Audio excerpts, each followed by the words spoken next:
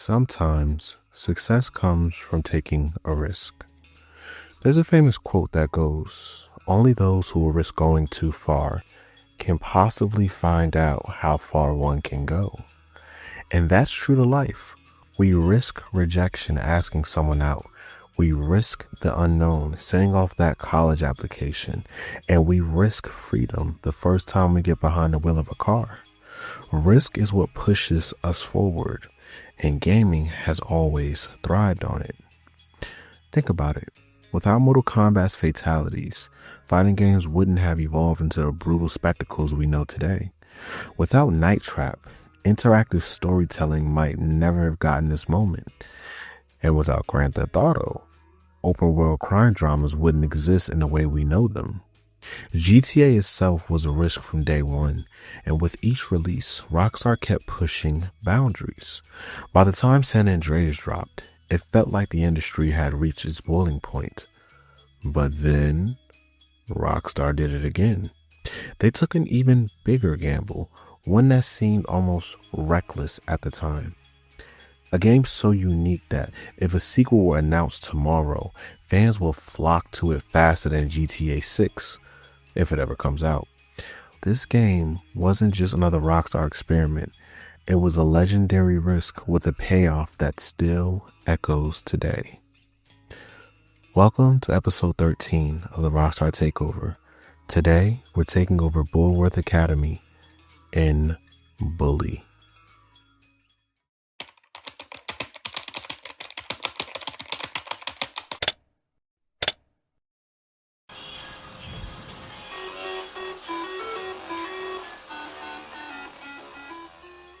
Before we dive in, I want to pose a question to you. The other day I was talking with my brother and a close friend about this very topic, and I want to ask you, could Bully be made today? I'll share my personal answer in the personal reflection section at the end of the video, but I'd love to hear your thoughts in the comments. If you're a returning viewer, welcome back. If you're new here, welcome. Right now, I'm running the Rockstar Takeover, covering Rockstar titles every other week. On the off weeks, I'm tackling the Saints Row Takeover. So whether you're into Saints Row, Max Payne, or GTA, you're in the right place. If you enjoyed the video, hit that like button. It really helps the channel out with the YouTube algorithm. If you want to stick around for the ride, consider subscribing. We're closing in on 7K subscribers with a goal of 10K subs by the end of this year. And if you like to go the extra mile and support the channel, you can always buy me a cup of coffee. With that said, let's dive into this.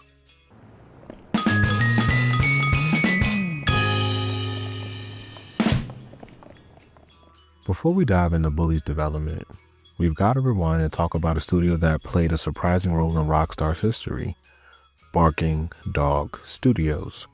Founded in May of 1998 in Vancouver, Barking Dog was born out of Radical Entertainment's financial struggles.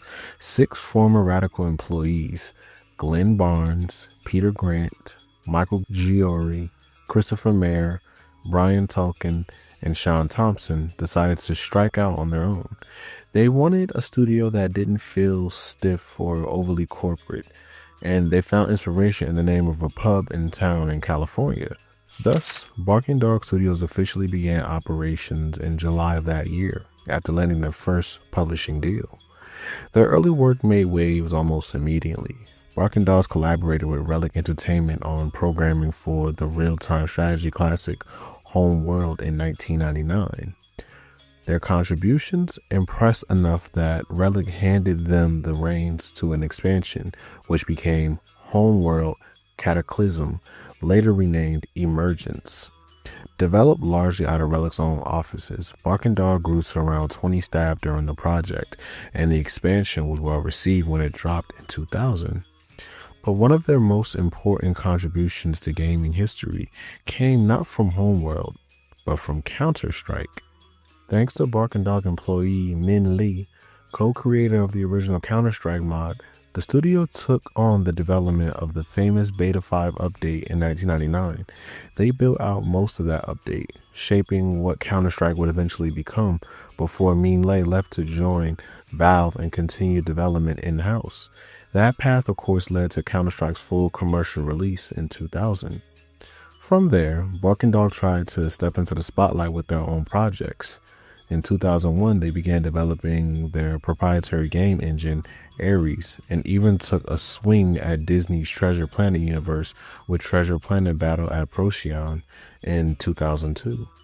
They also developed Global Operations, a tactical first-person shooter co-published by Crave Entertainment and Electronic Arts that same year. Slowly but surely, Barking Dogs was carrying out a reputation as a studio capable of both support work and original ideas. At the height of Barking Dog's momentum, something unexpected happened. Much like Disney swooping in with Treasure Planet, Take-Two Interactive stepped in with the offer Barking Dog couldn't ignore.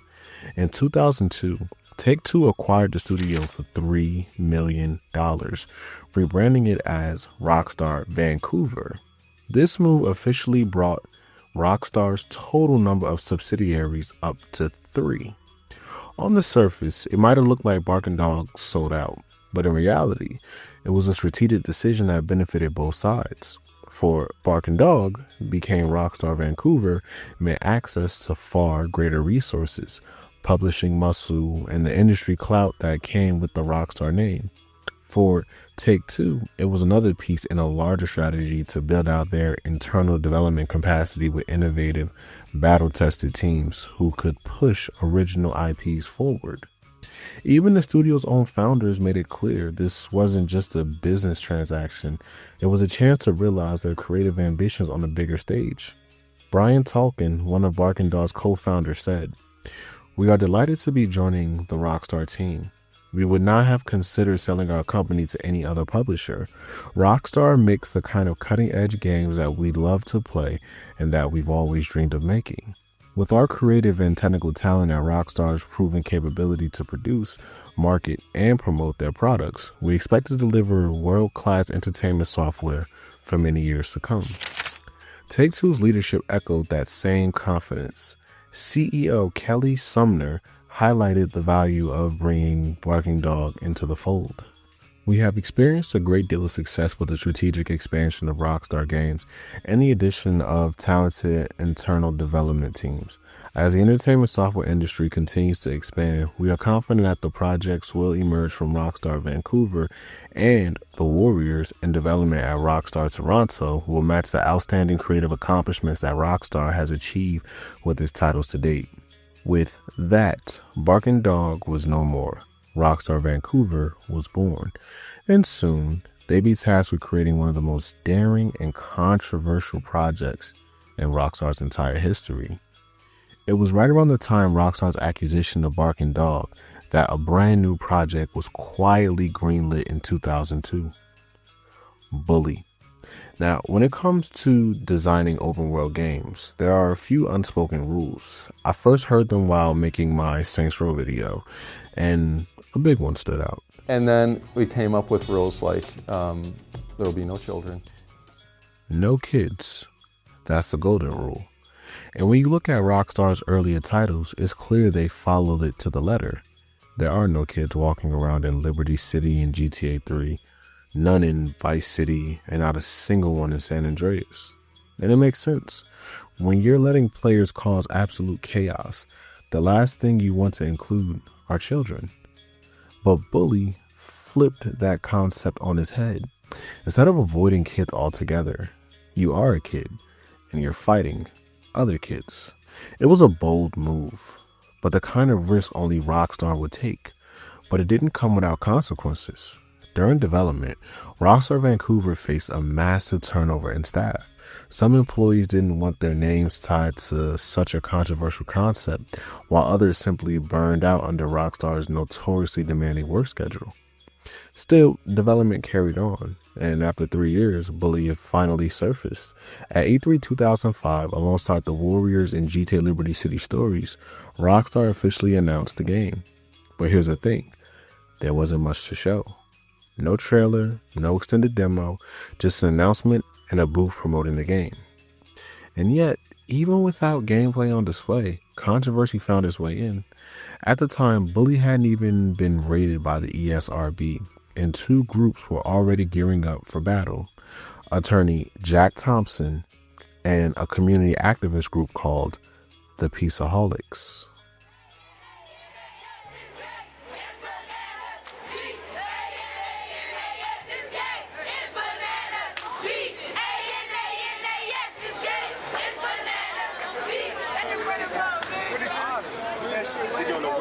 Are you in charge here? What's going on? What's going on? Hi, I'm the software pirate. How you doing, sir? Doing a video website. Heard about this protest. Stop playing, man. You say? I was hoping you could tell me some stuff about this protest. Well, we protested against the release of the video game Bully. Bully, yeah. That's what it's about. We think it's very irresponsible for somebody to put a game out like that. What you think about it? I wouldn't let my kids play, but I don't see why it should be banned. You wouldn't let your children play it? No. So what do you think about them selling it online before it even has been graded by the FCC? Well, I wouldn't let my kid have a credit card either. No. That ain't what I asked you. I said, what do you think about them selling it before it's even been marked yet? Well, it has been rated. Selling it online. Right. It's still selling. Yeah, but generally you need to be an adult to have a credit card. No, you don't. My son has a debit card. Well, debit card's actually a very good policy, but right. I understand that's a very valid point. But so what do you think about it? I understand your concerns, actually. I'm asking what you think about it. You think that's right for you to violate the law and put something out before it's been raped? Yes, it is. It's supposed to be raped. It's the law that's selling something to minors. Right. I understand. You gonna get started? Ain't nobody waiting to go? Try to go, man? Rudy on the way up here. All right. Go ahead and get started, yo. I got him. I'm going to interview. Isn't this kind of exploitive? I mean, you're just exposing the kids to this game. No. If you come in where I'm from in D.C., where children get killed in schools and everything, and see people get picked up off the ground with their brains in the street, then you know it's not exploited. You know we dealing with real issues where our children are trained to be animals. And anybody who would do that is just as bad as a terrorist overseas. That's what we saying. Anybody who would try to make a profit off our children backs, is just as worse as a terrorist. Well, it sounds like Bully's not as dangerous as D.C. Well, people get killed in New York. True. People sell guns to our children in America. That's true. Right? Illegally, right? Yeah. See it every day.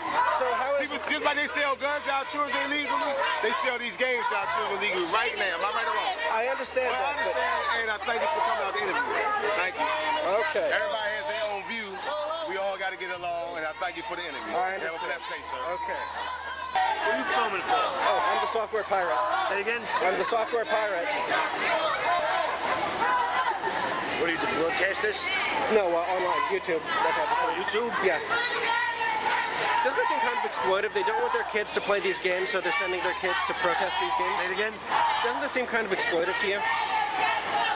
Well, these guys hate the game, so they're sending their kids to protest the game. Right. And your point is what? That just seems kind of exploitive. Parents should be here, is that what you mean? Well, that too, obviously. You know, it's like the games are rated. Yeah. So, you know, it's just like a kid going to a movie. You know, the parents have the right to tell the kid no or yes. Do you work at Rockstar? No. Okay. Yeah. But I bet you half these kids got the game in their house.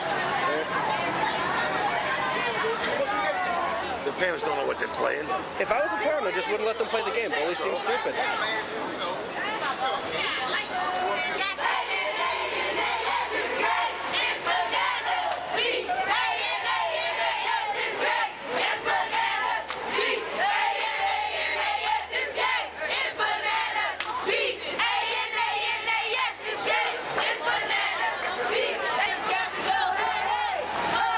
Doesn't this kind of look like you're protesting Best Buy? Are you protesting Best Buy? Yeah, so the bully game, so they won't sell it. They just want the killing games, the action games not to be, you know, on Best Buy, on stores, not to be sold, because it's making kids to get violent. So we don't want them to be violent. But it's not going to happen, because the thing is, that's a lot of money. They're going to lose the company. So what the heck, they just want to protest. For years they've been like that, so. Didn't they do this last year too? Yeah, they did that last year, so Thompson in particular latched onto the game with everything he had. He went on TV debating the likes of Adam Sessler about what Bully would be, even though the game wasn't even out yet. And that was the whole problem. He was arguing about an idea of the game, not just the game itself. Joining us via satellite to help us make sense of all the violent madness, attorney and conservative activist Jack Thompson is here. Mark Friedler, CEO of leading industry newsletter Game Daily, joins us, and our resident gaming expert and X-Play co-host, Adam Sessler. Gentlemen, welcome to The Loop. Mr. Thompson, I'd like to start with you, sir, because you personally led protests against the game Bully, and I'm wondering, do you have something against the game in particular, or do you just not want it to be released altogether? Well, in 1999, I represented 6 parents whose 3 children were shot and killed in Paducah, Kentucky. Michael Carneal trained on the game, doomed to do it. A week before Columbine, I predicted Columbine on the Today Show. And every bullying expert who's aware of this game has predicted that this game will lead to real-world violence in schools. The American Psychological Association in August of 2005 issued a blockbuster report which says that there's a direct causal link between interactive gameplay of violent games and real-world increased aggression and violence in adolescents and teenagers. So, you know, your poll of your viewers, who are mostly gamers, is interesting. Of course, but it flies in the face of all the science and all the medicine. True. Now, Adam, now that study that Jack is referring to said there was a link. Yeah, there are other studies that came out that said it also shows that, you know, violent people tend to like violent images, which was also represented in that same study. Do you believe that Bully is going to be responsible for an increase in any violent crimes? No, it's on the face of it kind of preposterous. And you know what? It's actually really disturbing and intellectually dishonest and somewhat pernicious to try to say that with all the other ills in the world, where you have kids that are getting absolutely poor education in public schools, where they're not getting good medical care given to our healthcare system, and with the fact that people can't seem to get a decent job. Though, what is causing trouble among America's youth in schools? Oh, it has to be a video game. Anyone of thought should find that insulting at the face of it. So the solution to bad grades is for kids to spend more time playing video games? Bad is that grades? Your answer? We are talking about violence. I believe that there are greater reasons for the social ills of adolescent violence than playing a video game, because I believe that violence was existing prior to the release of even Pong. Mark, what do you think about this? Have video games led to this huge disturbance? Is Bully going to be responsible for violent crime in schools? Well, it's an interesting question, and in fact, on our Game Daily newsletter just a few months ago, we had a very in-depth article about violence and the causality of games and violence in youth, and in fact, the findings of the psychologist who wrote that article, and it was a very scholarly article. In fact, if you go to our site, gamedaily.com, and type in violence, you'll be able to find it. That flies in the face of what Mr. Thompson is saying. And from what I understand of Bully, I haven't seen the game, but I understand it's kind of tongue-in-cheek. It's, it's a game after all. Now, we don't, as a newsletter or as our consumer site, we don't condone gratuitous violence in any way, shape, or form. It just happens to be that is one of the expressions that happens in video games. However, I personally, as a father, am a lot more concerned about the really vile lyrics that I hear in hip-hop music all day long, the stuff I see on TV, even the things I see on cartoons on TV. So I think overt violent images aren't really a positive thing for society, but at the same time, Mark, I want to bring this back to Bully, though, because that's the topic at hand here. And Jack, have you spent any time with Bully? Have you actually seen the game being played at all? No, really, nobody has, except people that Rockstar and Take-Two want to see it. But what I provided on the internet were exclusive screenshots, not the 3 that Rockstar had up for months, showing a dunking of a black student's head in a dirty toilet, body slamming, punching, the descriptions of the game itself, in which you use slingshots to shoot people and bludgeon teachers and students with cricket bats.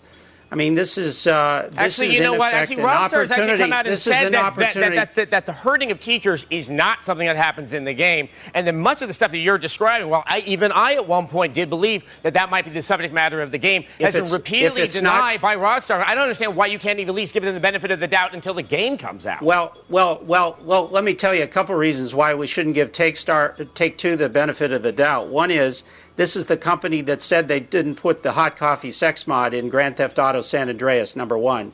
Number two is there have been earlier descriptions of the game in which you bludgeon teachers, and they didn't disavow them. Now, there's been a year since I sued retailers, also got the fourth largest school district in the country to pass a resolution condemning the game and its release, and it may in fact be that Take-Two has modified the game because of that pressure. There's a real simple solution here. That is, show me the game. Give me the game, and I'll play it, and I'll let them know whether or not I or anybody else has a problem with it. But what they want to do is that's what we're waiting to do, Jack. So why don't we just hold off until the game comes out? Because it's going to then be out. They want to keep it under wraps until it's released, and then the horse is out of the barn. But you're speaking of it as if some type of virus that will suddenly infect all of us who have lay hands on, and suddenly we'll just have rampant violence. I think even you would have to acknowledge that that's a rather insane thing to try to claim.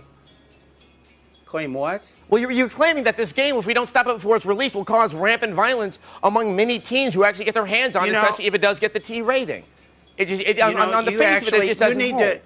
What you need to do is actually do real research rather than state your position, because it's the American Psychological Association, not Jack Thompson. There are many reports a direct causal link. I want to interrupt here real quick because I want to go to Mark, because you are a parent here. I'm curious, has your child I'm a ever parent been too. Okay, well, Jack, for you as well, but to Mark specifically here, has your child ever seen maybe or perhaps heard of another child having his head dunked in a toilet or being punched or kicked? Aren't these images that children may have been exposed to many times before in thousands of other situations? I mean, my two boys punch and kick each other all the time. They've never played video games, so, there you have it. And they're 4 and 6. But seriously, I mean, to Mr. Thompson's point, look, gratuitous violence isn't great, but at the same time, we live in still a free country. The First Amendment is still here.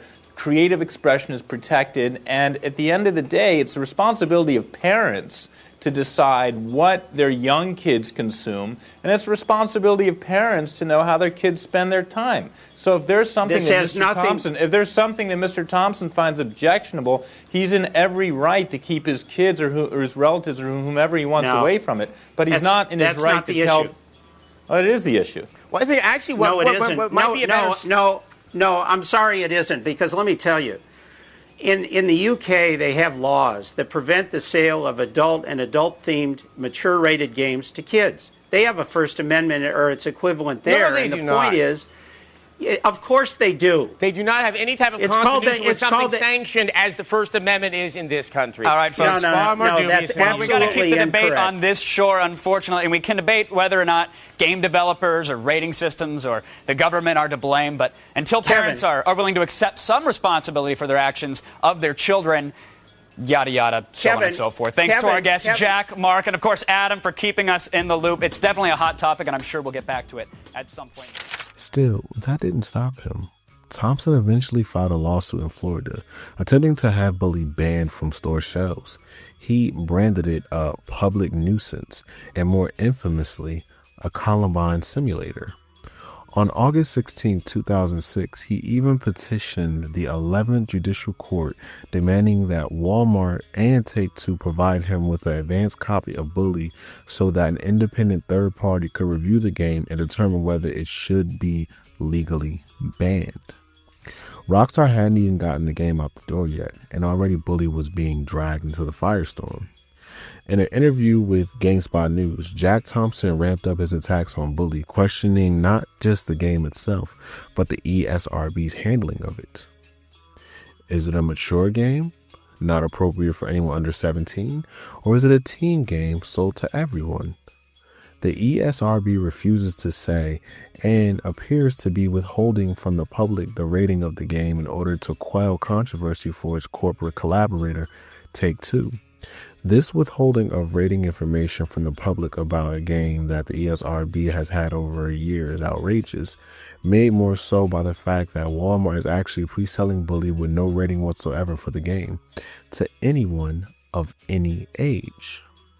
Eventually, Take-Two complied with the court's request and handed over a copy of the game.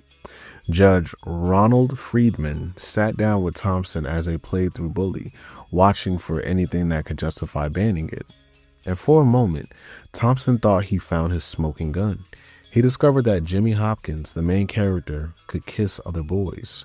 Thompson immediately fired off an email to ESRB President Patricia Vance, as well as news outlets across the US and the UK, writing, "Dear Miss Vance, we just found gay sexual content in Bully as Jimmy Hopkins makes out with another male student. Good luck with your teen rating now, Patty." Convinced he finally had the ammo he needed, Thompson was blindsided when Judge Friedman ruled against him. The judge concluded that while Bully might not be suitable for kids, there was nothing in it more extreme than what you find on late night television. In short, it wasn't substantial enough to pull it off store shelves. The ESRB officially stamped Bully with a teen rating, and just like that, Rockstar had dodged what could have been a knockout blow. Of course, Thompson didn't take the loss quietly. On October 13, 2006, he released an open letter lashing out at Judge Friedman with his trademark fiery language. "What you conducted in your chambers, Judge, was the equivalent of Iran leading UN weapon inspectors around the country, taking them to places where the illegal activity was not occurring." And he didn't stop there. Directly addressing the judge, Thompson added, "Now that you co-signed innumerable children to skull fractures, eye injuries from slingshots, and beatings with baseball bats without a hearing as to the danger, let me tell you a few things. With all respect for your office and with no respect for the arbitrary way in which you handled this matter, the way you conducted yourself today helps explain why a great Dade County judge, the late Rhea Pincus Grossman, could not abide you." For Thompson, this was a crushing defeat. For Rockstar, it was a vindication. Against all odds, the most controversial game in their lineup to date was now cleared for release, and carrying a teen rating nonetheless. So, while Jack Thompson was forced to sit there and eat his words, Rockstar Vancouver was fighting its own battles behind the scenes. Development on Bully was anything but smooth. According to former developer Andrew Wood, the last 2 years of production pushed the team to the absolute limit. He recalled, "Working at Rockstar is a lot of hard work. The hours are intense, and the atmosphere can be somewhat chaotic at times. There's a pretty high turnaround rate due to people quitting, but ultimately, the end product is worth the troubles. The thing I enjoyed about Rockstar was knowing that the game would not ship unless it was close to perfect as possible. Rockstar has very high standards to adhere to, which is great. It's just a big grind to get the game done. To give you an example, on Bully, the last 2 years of development was 18 hours, 7 days a week, minimal breaks, and a sacrifice to holiday time. It burnt out a lot of people. The good part about Rockstar, though, is that at the end of it, when the game ships, they reward their employees very handsomely. It's a balancing act. If you don't want to work hard, don't work at Rockstar. If you want to work hard and get a great reward at the end with a high-rated game and a good completion bonus, Rockstar could be the place for you. A lot of people talk a lot of smack about Rockstar, and even though I no longer work there and it was grueling and tough, some of my best industry memories are from there. Work hard, play hard. It's a reminder that while Rockstar's games often look effortless on the surface, behind the curtain they were forged in long hours, relentless crunch, and the kind of pressure that would make most developers walk away. And for Bully, that pressure was about to pay off, as on October 17, 2006, we finally got our hands on Bully. So, Hopkins, you've done a lot of naughty things, haven't you? Vandalism, graffiti, bad language, jerk, violent conduct. Hopkins, you're quite the nastiest little boy I have ever encountered.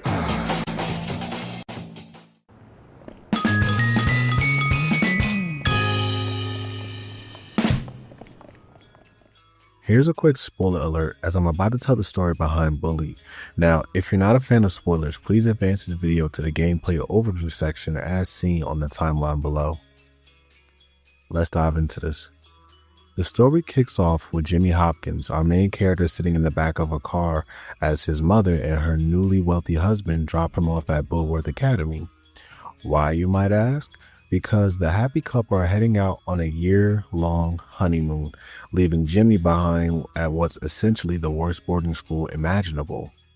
When he arrives, Jimmy is greeted by Miss Danvers, the loyal secretary to the headmaster.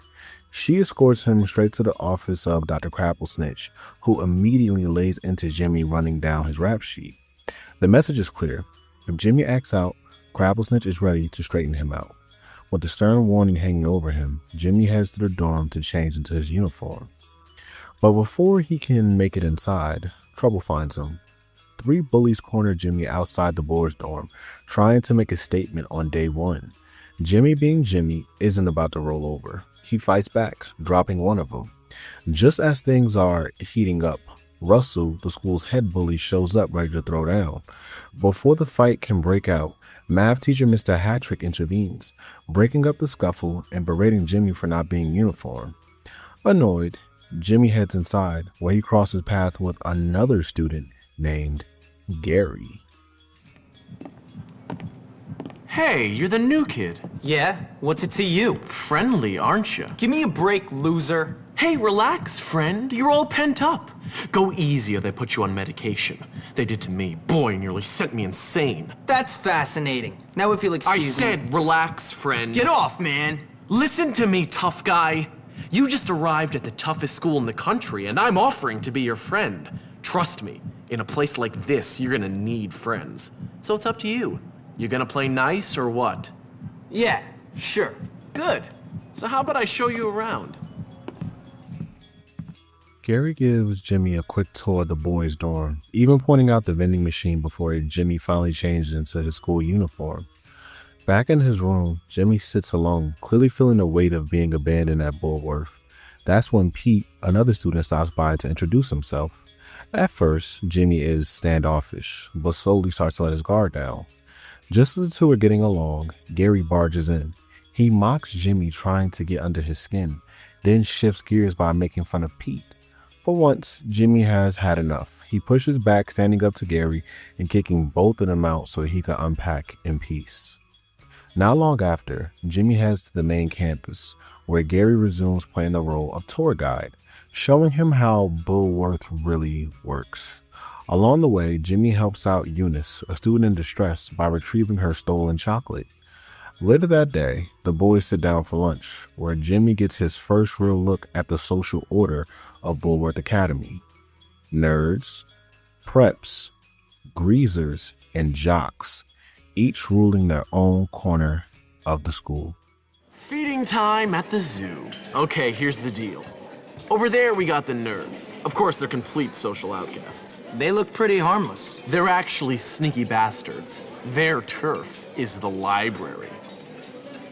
And those are the preps. They're all money and condescending attitudes. Yeah, massively inbred and completely brainless. Very observant, Jimmy boy.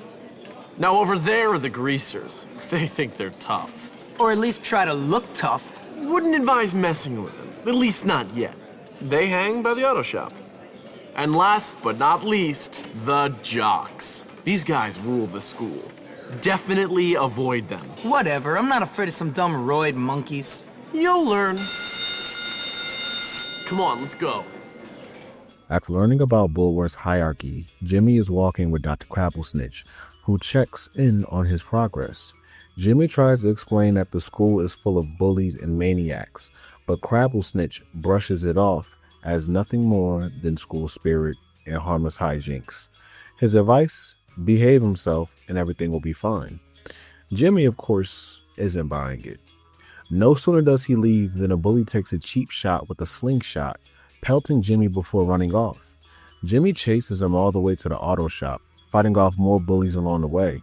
In the end, he gets his revenge and claims the slingshot as his own. Back at the dorm, Jimmy finds Gary and Pete mid-conversation. Gary starts pitching Jimmy on a wild idea, his plan to take over the school. But almost immediately, he twists Pete's words out of context, humiliating him. Pete finally stands up for himself, only for Gary to respond with a brutal low blow. Shaken but intrigued, Jimmy goes along with Gary's next test, proving how good he is with his new weapon. Jimmy first takes out the windows of a bus, then climbs up a tree to fire shots at the jocks on the field below. Not long after, Jimmy heads to the library, where he runs into Algie, a nervous nerd who needs help retrieving books from his locker and getting them back safely, for a $5 fee, that is. Jimmy agrees, cementing his reputation as someone who can get things done. The following day, he finds Gary and Pete clashing again. This time, Jimmy steps in on Pete's side, mocking Gary and even calling him boring. Gary seethes with anger, but quickly shifts gears with yet another scheme, assaulting the homeless man who lives on campus. But when Jimmy confronts the man, things don't go as expected. Instead of fighting, the hobo takes a liking to Jimmy and actually teaches him some new combat moves. When Jimmy returns to the dorm, Gary is back on his usual routine of picking on Pete. But before things can escalate, Algie rushes in with urgent news. Intellectual stuff. So, tell me, Petey, do you like watching the girls in their swimming costumes? Does that fuel your filthy little fantasies? Gary, just get out of the way. Oh, Marion, show me your breaststroke again. Or, wait, do you like the boys on the team? Yeah, right, Gary. Which is it, Petey? I see you guys are getting along as usual. I'm just toughening him up. Ow. Turning him into a man or a woman or something. Hey, Jimmy. Hey, Petey. Ah, Peace Stain. Good to see you. Listen, Jimmy, I need a favor. Bucky went to the auto shop to get some parts for his science projects. He hasn't come back yet. I think he might be in trouble. Please? Why don't you go yourself? I've got homework. Okay, I'm frightened. And I've got a weak bladder. Oh, I think the bullies might have gotten him. Please, I'll pay. I say do it. It's a good chance to show Russell who's in charge around here. Now run along, Ow! Peace Stain, before you mark the carpet. Yes. We've got to take care of Russell and his boys. Then, after that, take care of all the other cliques. Soon, this school will be ours. I don't want the school. Yeah, well, I do, pal, and I intend to get it. Now go help that door. And what are you gonna do? I've got planning to do. Knock it off. Sorry. Stop. Sorry. Jimmy helps Bucky escape the auto body shop through the hobo's hideout, and for his efforts, he's rewarded with something every kid dreams of, a skateboard. With his new ride and some credibility with the nerds, Jimmy starts earning more respect around campus. Not long after, Jimmy wanders near the girls' dorm, where he overhears an argument between Beatrice and Mandy. Mandy has stolen Beatrice's lab notes and bullies her when she tries to take them back. With no one else around, Beatrice turns to Jimmy for help. When he refuses her initial offer for a kiss, she flips the script, threatening to spread rumors that Jimmy's a creep who spies on girls changing. Backed into a corner, Jimmy agrees to help get the notes back. Once he does, Beatrice warms up to him, and this time, the kiss happens for real. Later, Jimmy returns to the main campus just in time to witness Ernest, one of the nerds hanging posters for his campaign for class president against Ted Thompson, a bully. The moment doesn't last long. Two jocks tear down the poster and give Ernest a wedgie, humiliating him in front of everyone, realizing that he won't stand a chance without some muscle. Ernest hires Jimmy to protect him during his big campaign speech. Armed with a super slingshot, Jimmy fends off the attackers long enough for Ernest to deliver his speech without any interruption. Afterwards, Jimmy heads back to the dorm. It's Halloween night, and after slipping into his costume, he and Gary start planning for the evening. Hey, what's going on? Not much. I was just lying here wishing I could be more like you. Yeah, whatever. But I'm cursed. Yeah, really? Yeah, cursed by brains. Do you know what torture it is to be thinking all the time? No, of course you don't. Yeah, you're cursed. You're great. Whatever. What else is going on? Not much. Let me see. It's Halloween. All the prefects are at some party and the teachers are entertaining. I use that word loosely, the kids. No, I'd say the opportunities for fun are pretty much nil. What do you have in mind? Come on. You'll see. Halloween at Bullworth turns into a full-on prankapalooza, with Jimmy running around pulling stunts left and right. The night builds to the ultimate gag, lighting a bag of dog crap outside the teacher's lounge. With that done, Halloween wraps up and the real trouble begins. The next day, Gary is sitting in the dorm, clearly anxious, when Jimmy approaches. Gary tells him he wants to show him something. Jimmy's hesitant, worried about getting into trouble, but Gary pushes harder, bringing up his favorite idea once again, taking over the school. Against his better judgment, Jimmy goes along and the two make their way into the basement. It's here Gary finally shows his hand. He leads Jimmy into the hole, a concrete optical fighting pit. Surrounded by members of every clique, Gary turns on Jimmy, accusing him of betrayal before Jimmy can do the same. Playing it up like a twisted sports announcer, Gary introduces the main event, Russell. He tells Russell that Jimmy insulted his mother, which sends him into a rage. What follows is one of the game's first major boss fights. Jimmy takes on Russell, and after a brutal brawl, he comes out on top.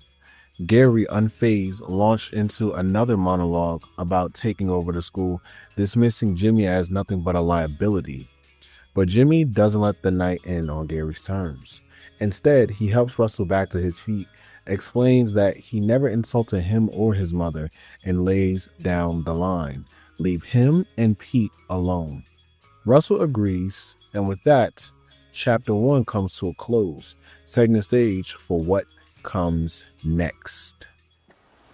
You happy now, jerk? Ecstatic. I love to watch two morons beat the crap out of each other. Why'd you do it, Gary? I thought we were friends. Friends? You and me.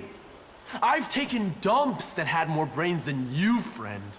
No, I'm taking over this school, and you're just a liability. See you around, moron! Well done, Jimmy. Yeah, great. What a waste of time. You all right, Russell?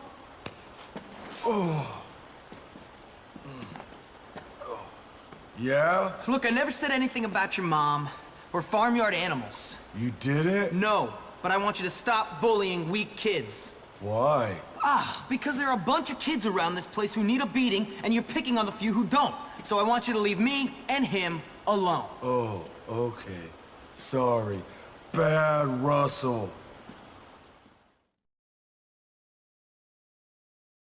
With Russell pacified, I could be forgiven for thinking my troubles at Bullworth were over. But this place is a rotten onion. Peel off one stinking layer, and there's another even smellier one beneath. Well, Jimmy, word on the street is you're something of a pugilist. No, sir, I never pugilized in my life. Really? And that you've been saying some entertaining things about me and some barnyard animals. No, I never said that. Well, I listen to things, Hopkins. You try and stay out of trouble. Now go see the cook down in the kitchen. Helping her might teach you some humility. Okay, sir. Hey, new kid. You're that guy that beat up Russell. So? What's it to you? Hey, listen, we like to box, the noble art and all that. Why don't you come down by our gym in old Bullworth Vale? We should definitely hang out. Yeah, I've heard a lot of things about you. Yeah, whatever. Okay. After talking with Gord, Jimmy heads downstairs and finds Edna, the school's less than hygienic cafeteria cook. She's hacking and sneezing right into the food, then cheerfully offers Jimmy a chance to cough into it himself. When Jimmy explains he's there to run errands, Edna gives him a bizarre shopping list: a razor for her mustache, her laundry, and some meat from the Yum Yum market. She even offers him her bike to speed things up. After helping her, Jimmy overhears Mr. Hattrick tearing into Mr. Galloway. Galloway, clearly drunk, is being berated as Hattrick threatens to report him to Dr. Crabblesnitch and have him fired.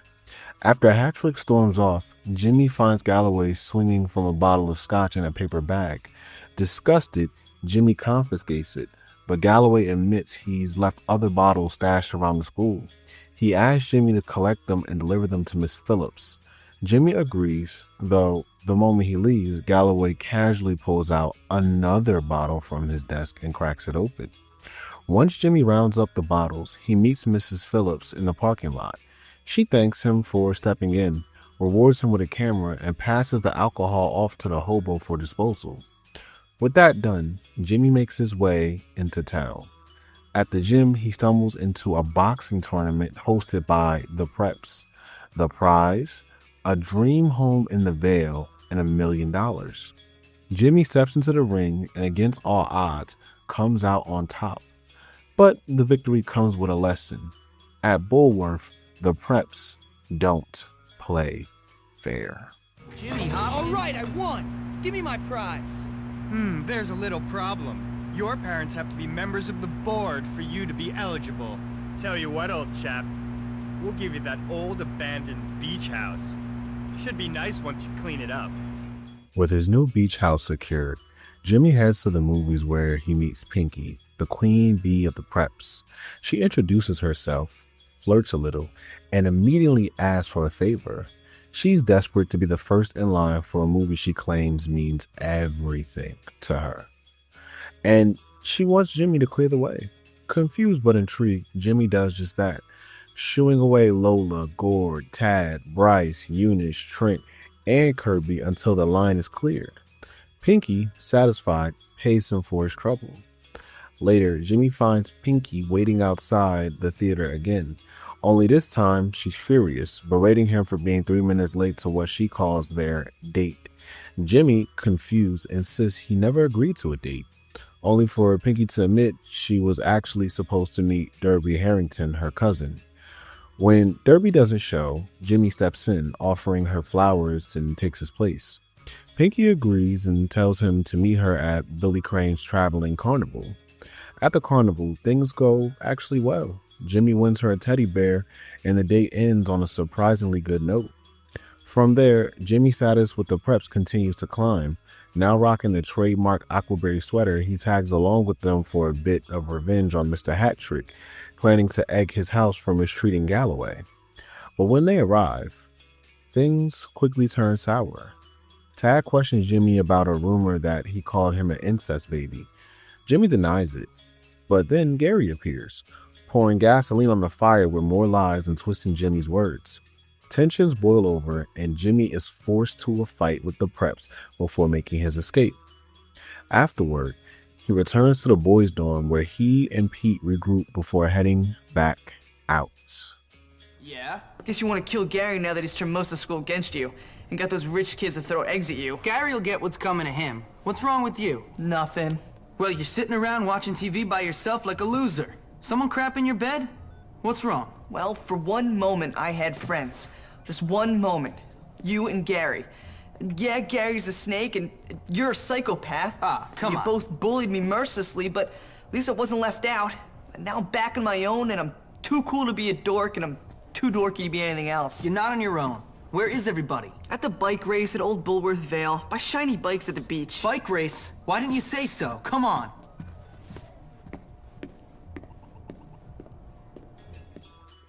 After winning the race, Jimmy earns praise from Tobias Mason, the owner of the shiny bike shop, who tells him to stop by later for his trophy. When Jimmy returns, Tobias sets the trophy on the counter, only for Gord and Chad to stroll in. Chad and Ricky immediately start exchanging insults while Gord spots the trophy, snatches it, and bolts. Jimmy gives chase, joined by Ricky, a greaser who decides to lend a hand. The pursuit leads back to Jimmy's own beach house, where Gord hides inside. Together, Ricky and Jimmy fight through waves of press before finally reclaiming the stolen trophy. Later, while passing the Yum Yum Market, Jimmy sees Russell manhandling the store manager, Mr. O. Jimmy steps in, calming Russell down, and Mr. O quickly shifts the conversation, asking Jimmy how the egging on Mr. Hattrick's house went. To Jimmy's surprise, Mr. O also despises Tad and tips him off. Tad's parents are away at a party, making this the perfect chance for revenge. Jimmy and Russell waste no time, egging Tad's house before making their escape. Despite all these efforts, Jimmy still isn't getting the upper hand on the Preps. Frustrated, he vents to Pete at the pier. Pete points out the obvious. Violence won't work. The Preps already live with abuse at home. If Jimmy wants to beat them, he needs to prove he's better than them on their own turf. That means boxing. Jimmy challenges Biff Taylor, one of the prep's best fighters. After a grueling match, Jimmy emerges victorious, but the win doesn't sit well with Derby Harrington, who storms in furious that his right-hand man lost. Derby orders the preps to reclaim their respect and beat Jimmy back to the ghetto. What follows is a gauntlet of battle through waves of preppies until Jimmy finally reaches Derby himself. After taking him down, Jimmy solidifies his victory. The preps are defeated. Chapter 2 comes to a close, and Jimmy's attention turns to his next enemies, the Greasers. Who's the boss now? I can't hear you, rich kids. Who's the boss now, my waspy little friend?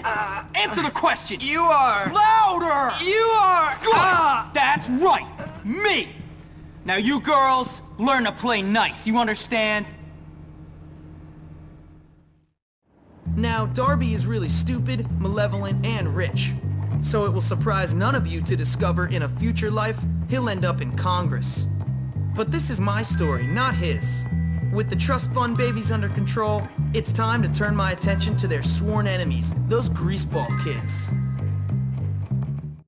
So, you must be pretty proud of yourself.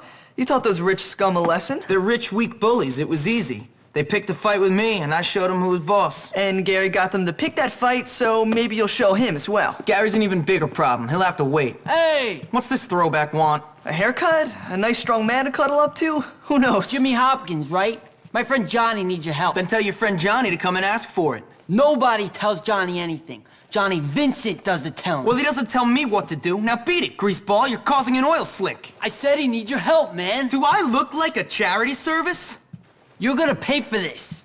What is wrong with this place? Everyone here either needs help, wants to beat you up, or both. Well, you know who Johnny Vincent is, though, don't you? No, and I don't care. He's head of the Greaser Clique. Get friendly with him, and he can help you get to Gary. Yeah, maybe. Tell you something, Pete. This place blows. Tell me about it. After brushing off a greaser, Jimmy agrees to meet Johnny Vincent under the bridge. Johnny steps out of the shadows, already seething. Whether Jimmy went there willingly or just happened to show up is unclear, but Johnny doesn't care. He's furious, accusing Jimmy of laughing at him and half convinced Jimmy's been fooling around with Lola, his girlfriend. Johnny's paranoia is in overdrive. He suspects Lola's cheating on him and demands Jimmy prove it. Handing him a camera, he orders Jimmy to follow Lola and get evidence. Jimmy does exactly that, snapping photos of Lola cozying up with Gord, one of the preps. When Jimmy brings back the proof, Johnny is devastated. They meet again under the bridge, where Johnny fumes over Gord's involvement. Deciding it's time for payback, he lays out the plan. Lure Gord to the BMX park in New Coventry, where the Greasers will be waiting. Jimmy does his part, Gord shows up, and together, Johnny, Jimmy, and the Greasers take down Gord and his preps backup. Later, Jimmy heads to the library and runs into Ernest, who warns him that Johnny's paranoia is spiraling out of control. Lola's name has now been linked to Algie, and Ernest fears for his safety. Jimmy agrees to track him down since no one knows where Algie is. Ernest points Jimmy towards Cornelius, who recently worked on the math project with them. Jimmy finds Cornelius cornered by the Greasers with Gary in the mix egging them on. Under pressure, Cornelius blurts out that Algie's at the pizza parlor. The Greasers rush off, but Norton and Van stay behind to rough him up. Jimmy steps in, takes them down, and Cornelius admits he lied. Algie wasn't at the pizza parlor at all. Jimmy finally tracks him down and discovers the truth. Algie wasn't fooling around with Lola. He was just doing her homework. So, Chad, honey, listen, it's just $100. That's nothing to a man of your means. Oh, but Lola, I'd have to steal it off of my father. But Lola, I thought that Will me you and shut you... up, fatso? Big boned, not fat. I thought you liked me. You said you did. I do. I really do. Some friend you turned out to be. You must think I'm really cheap. Just a cheap slut. Well, that's it. No, but Lola, wait. Smartass. Ridiculous. Women. Look at you both. You're pathetic. But I thought she liked me. I don't believe this. You both better get over it. Listen, we gotta get out of here before Johnny Vincent sees you hanging out with his girlfriend. Algie, you take the girl's bike. Chad, you better pedal for both of us. I got a feeling I'm headed for a fight. Jimmy safely escorts Algie back to Bullworth, but things don't calm down. When Jimmy walks into Harrington House, he finds Derby talking with Chad and Parker. The Greasers have been hammering Gore for his time with Lola, and while Jimmy shrugs it off as Gore brings it on himself, Parker is disappointed. Sensing an opportunity, Durbin manipulates Jimmy into striking back at the Greasers by reminding him who's really in charge. Jimmy agrees, grabbing a spray can and tagging Greaser Turf. Later, Jimmy catches Lola and Johnny arguing under the bridge. When Jimmy shows up, Johnny immediately spirals into paranoia, demanding to know why Jimmy is hanging out around Lola's house. Lola fans the flames by comparing the two, calling them both fast. Johnny takes offense, claiming no one's faster than him, and Lola eggs him into a bicycle race. Jimmy wins, and Lola seals the deal with a kiss, officially shifting her attention to Jimmy. Now dating Lola, Jimmy becomes her errand boy when the Greasers, furious about her betrayal, seize her belongings and stash them in the abandoned tenements. Jimmy fights his way through, retrieving her things and even taking down Norton, who comes at him with a hammer. But Lola isn't satisfied. Later, under the underpass, she berates Jimmy for not fighting harder for her. She reveals that Tad has led the preps into New Coventry, sparking an all-out brawl with Johnny and the Greasers over her. Lola tries to push Jimmy into joining the fight, but instead he decides to break it up. Jimmy hunts down and defeats Peanut in an alley, only to be blindsided by Johnny himself. Fueled by jealousy and blind devotion to Lola, Johnny knocks Jimmy down, just as the cops arrive. Jimmy bolts, grabbing a bike and chasing Johnny through the streets. With Pete's help, Johnny finally takes him down, ending Johnny's reign and putting the Greasers in their place. Chapter 3 closes, and Jimmy's next fight with the Jocks is about to begin. I was the daddy. Got it? I'm in charge. You do what I say. All right. I give up. You can have her. Who? What are you talking about, Johnny? Lola. You win. She's yours. This has nothing to do with her, man. I don't care. You can keep that slut for yourself. What? You don't want her? Then why did you do this? Why'd you fight? Just to prove you're tougher than me? That's right. And don't you or your boys forget it. I'm tougher than you, so maybe now you'll stop bullying everyone. You work for me now. Oh, man. I'm starting to feel pretty good about myself. I've just taken control of 2 of the school's worst cliques, but I know there are bigger problems just around the corner. Problems with overdeveloped pituitary glands and brains the size of peas. The thing is, Pete, now that I'm cool, I'm not sure we can be friends anymore. What? I'm messing with you. Real funny, Jimmy. Well, when you're done with this place, a career on the stage awaits. Maybe like a male stripper or something, huh? What? So, what about Gary? I haven't seen him, but whenever I hear somebody say I used to be a girl and had a sex change, or that my mother slept with Crabblesnitch to get me in here, I think to myself, Gary! What a jerk! You don't even call me a dork. Well, I guess he's not always wrong. Is that what you really think? Whatever, Jimmy. You know, I stand up for you, and you still think I'm a dork. You're a jerk. And you're a dork, so we're equal. Whatever. I'm leaving. Ow! Oh. Now maybe next time you'll watch where you're going. What'd you do that for? Oh, I'm sorry, Psycho. Did I hit your boyfriend? Yeah, Psycho. You gonna try to kick our asses now? No, I think I'll do that more publicly. Ooh, I'm really scared right now. Really scared. I take down linebackers every day, pal. Whatever, pretty boy. You'll get yours. Yeah, we'll see about that. Ouch. Go have some fun in the communal showers. Ooh, I just dropped my soap. Please pick it up for me. Dad. Losers. Petey, get up. Jimmy, I think we found some new people to have some fun with. At the library, Algie vents to Pete that the nerds won't let him fully join their clique because they think he's too weird. Jimmy walks in and immediately ignores Pete, asking Algie for help taking down the Jocks. But Algie suddenly turns cold, comparing Jimmy to a bouncer, saying the nerds are above helping people like him. He storms off, leaving Jimmy empty-handed. Pete, ever the voice of reason, suggests another path. Jimmy wants the nerds on his side. He needs to take on their leader, Ernest. Jimmy sets out to do just that. After bullying a few nerds for information and stuffing Fatty into a trash can when he tries to resist, Jimmy learns that Ernest is holed up in the observatory. When Jimmy arrives, the place is locked down like a fortress. Nerds guard the perimeter, potato cannons fire from turrets, and Jimmy has to fight his way through layer by layer until he finally breaches the inside. What he finds is a nerd stronghold straight out of a sci-fi fantasy. Ernest perched above the inaccessible catwalk, barking orders. Jimmy tries to reason with him, but Ernest isn't having it. He rants about being sick of friends like Jimmy who only pick on the nerds, and opens fire with an automatic potato cannon just like the ones outside. Jimmy weathers the storm, fights his way through his defenses, and finally defeats Ernest. Once the dust settles, Ernest calms down and realizes Jimmy isn't the true enemy. He's actually on their side. Here, just take it. You're just like everyone else, picking on the little man. I'm not like everyone else. Honestly. Now listen, we both want the same thing, to teach those jocks a lesson. From now on, we're buddies. You have a funny way of showing friendship. We're friends. We work together. Now with the nerds' respect, Jimmy heads back to the library. Pete is there, but Jimmy brushes him off again, focusing instead on Algie.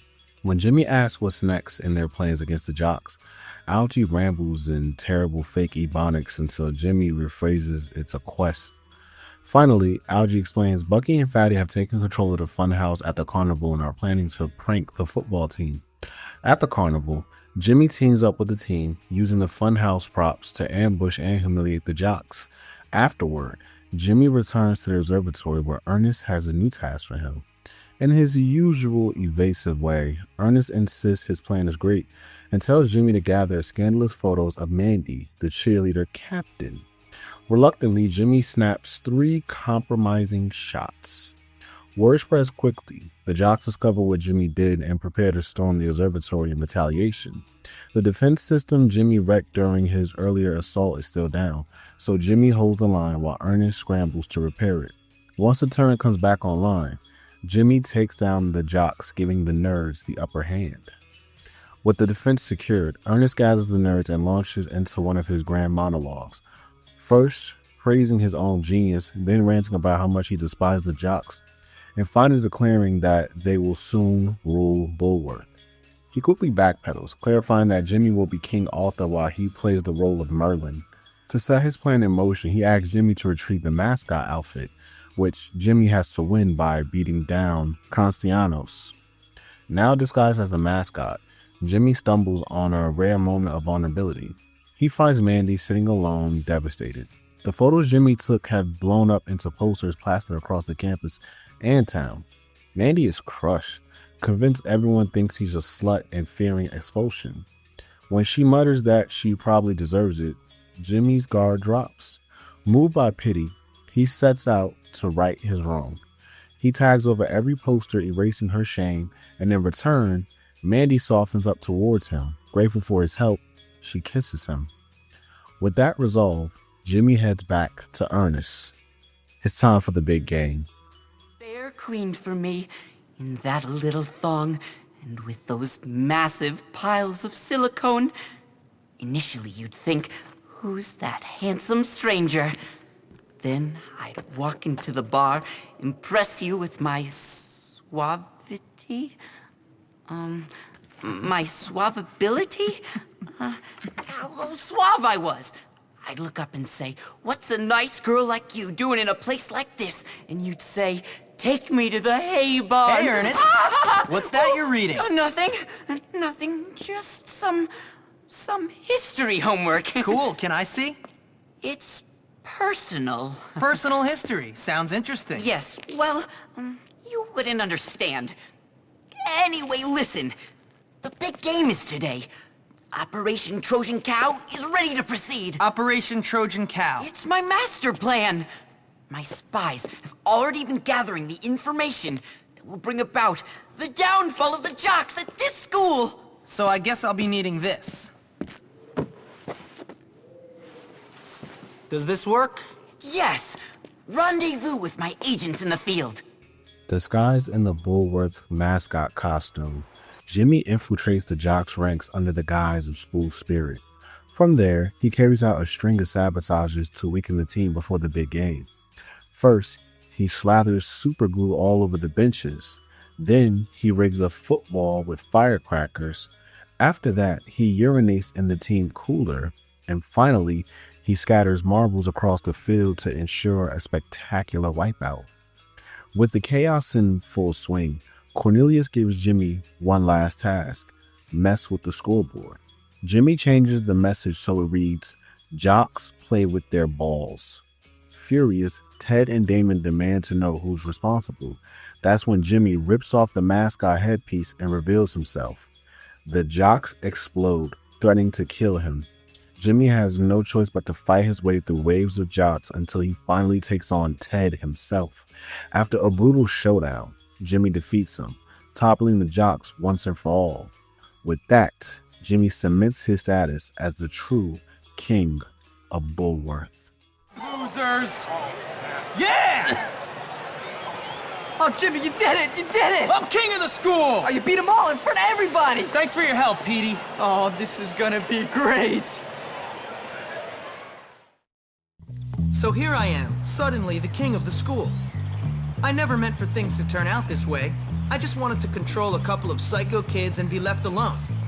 But now I guess I'm certainly going to live the good life.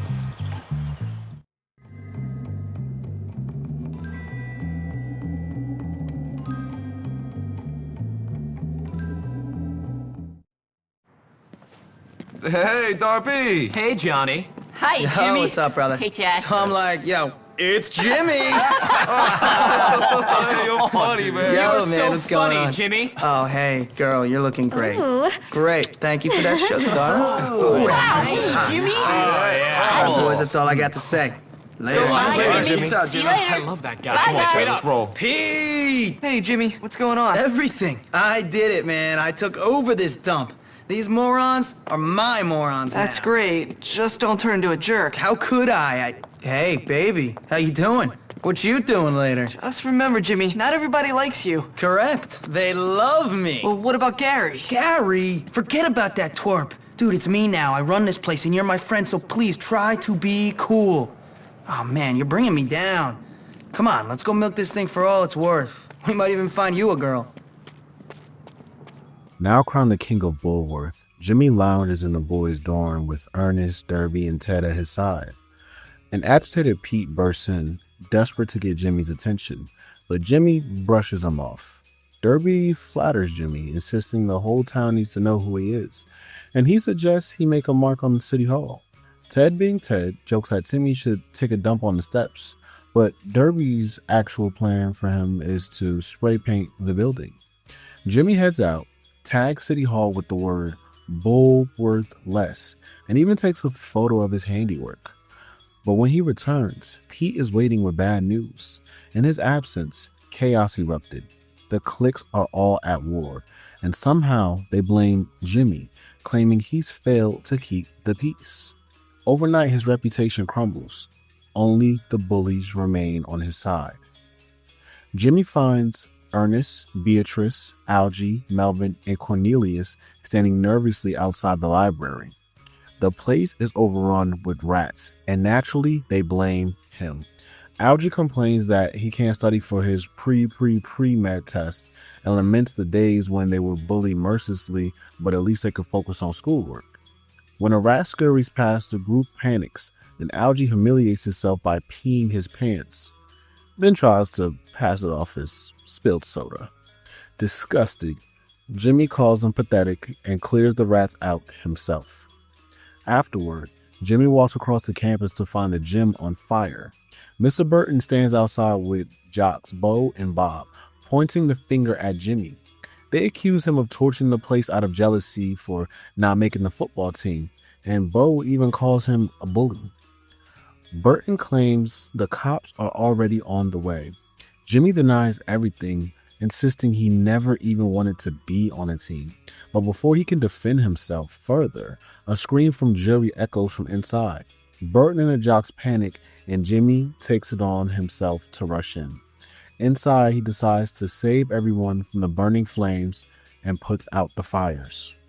Later on, he stumbles onto yet another surprise. Lola and Norton are locked in an argument, and this turns into a plot twist that Jimmy never saw coming. Now he's gone! Hey, what's going on? Johnny's disappeared, gone crazy, abducted by aliens! I bet it was you, Hopkins. Yeah. Since you turned up, everything's gone really weird. King of the school. Who's the daddy-o now, huh? My love has gone. Find him, king! Quit poking me! You're both acting crazy. Cut it out. Now tell me, where's Johnny? I don't know. Nobody's seen him. He got a little brokenhearted after we split up, but it's not my fault. Someone said they saw a couple of asylum orderlies driving up to his house. But you know how people love to talk. Johnny wasn't crazy. Asylum orderlies? He was a real leader. Not like you, Jimmy. Look, I'll get your boy back, all right? See you later, freaks. Jimmy heads to Happy Volt's asylum, where he finds Johnny Vincent locked away. Disguising himself as an orderly, Jimmy sneaks inside and breaks Johnny out. But Johnny isn't the same. He's been rattled by the Townies, who've been whispering in his ear that they've all been with Lola. As usual, the jealousy drives him over the edge. With Johnny dealt with, Jimmy sets his sight on the Townies' hideout. He storms the place, takes out their crew, and claims the stronghold for himself and Blue Sky's industrial district. It's here that he meets Zoe, a former Bullworth student with her own grudge against the school. Together, they start plotting revenge. You're looking at me, scumbag. Like I said, nothing. Oh, come on, I don't want to fight you. My name's Jimmy. Zoe. I was at Bullworth once. I got kicked out. Why? Let's just say Mr. Burton is a dirty creep. Seriously? I would love to teach that guy a lesson. He bullies everyone. You know, he goes jogging every day and regularly uses the porta potties in the park. Yuck. Yeah, so if we could catch him in one on top of a hill, then Mr. Burton could have a really interesting time in it. Yeah, but they're all chained together. We'll need to get some bolt cutters. Go get some from the Spaz Industries building and meet me at the park. Make sure no one sees you. Jimmy picks up a pair of bolt cutters and meets Zoe at the park, right near a porta potty teetering on the edge of a hill. She lays out the plan. Bust up the other toilets so Burton has no choice but to use that one. Once Jimmy smashes the others, he returns to Zoe. Right on cue, Mr. Burton sprints past and dives into the lone porta potty. Zoe cuts the chain, anchoring it down, and Jimmy finishes the job, ramming it with the lawnmower and sending Burton tumbling downhill. He staggers out, humiliated and covered in poop. Not long after, Jimmy heads to the Glass Jaw Boxing Club, where Derby, Biff, and Gord are furious. Their trophy cabinet has been wrecked, the prizes stolen, and they immediately point the finger at Jimmy, insisting Derby is the school's rightful leader. Jimmy tries to calm them down, but the preppies instead blame the greasers and prepare to start a fight in their turf. Jimmy steps in, diffusing the clash, and decides to investigate himself. At the greaser hangout, he learns they didn't steal the trophies either. Their focus is on the Townies, who they resent for getting Johnny locked up in the asylum. Following the lead, Jimmy tracks the stolen trophies to a warehouse in the Blue Sky's industrial park, where he catches a Townie loading crates full of rats and snaps a photo. Soon after, he overhears talk of a bonfire and races to the docks. There, he sees the Townies burning the trophies in a massive fire, capturing more proof on camera. Back at the boxing gym, Jimmy presents the evidence to Derby and Biff, claiming the Townies are behind the thefts. Instead of listening, they dismiss him outright, insulting him and storming out without even looking at the photos. The next day, Jimmy hears his name over the PA system. He's being summoned to Dr. Crabblesnitch's office. Everything is about to come crashing down. Hopkins. Now, I'm not one to give in to popular sentiment. You can tell that by your clothes. What? I'm saying you dress great. Irrelevant. As I said, I am not a people pleaser, but in your case, I'm going to make an exception. An exception? Cool. Yes, you are without a doubt the least popular boy in the school right now. Even that fat child who wets himself is more popular than you. Coincidentally, it has also come to my attention that you are a filthy, dirty, foul-mouthed, awful little vandal. Yeah, well, we already knew that. Very droll. A comedian till the end. Well, you'll have to pursue your comedic talents elsewhere, boy. Bullworth is not for you. I'm not the one who's funny. You know what's funny? You. You're a joke, you old creep. You and your stuck-up, lame-ass school with its bullies and sex-pest teachers. This place is a dump, and you're a big-nosed freak. This school rewards losers and bullies. I just stand up to them.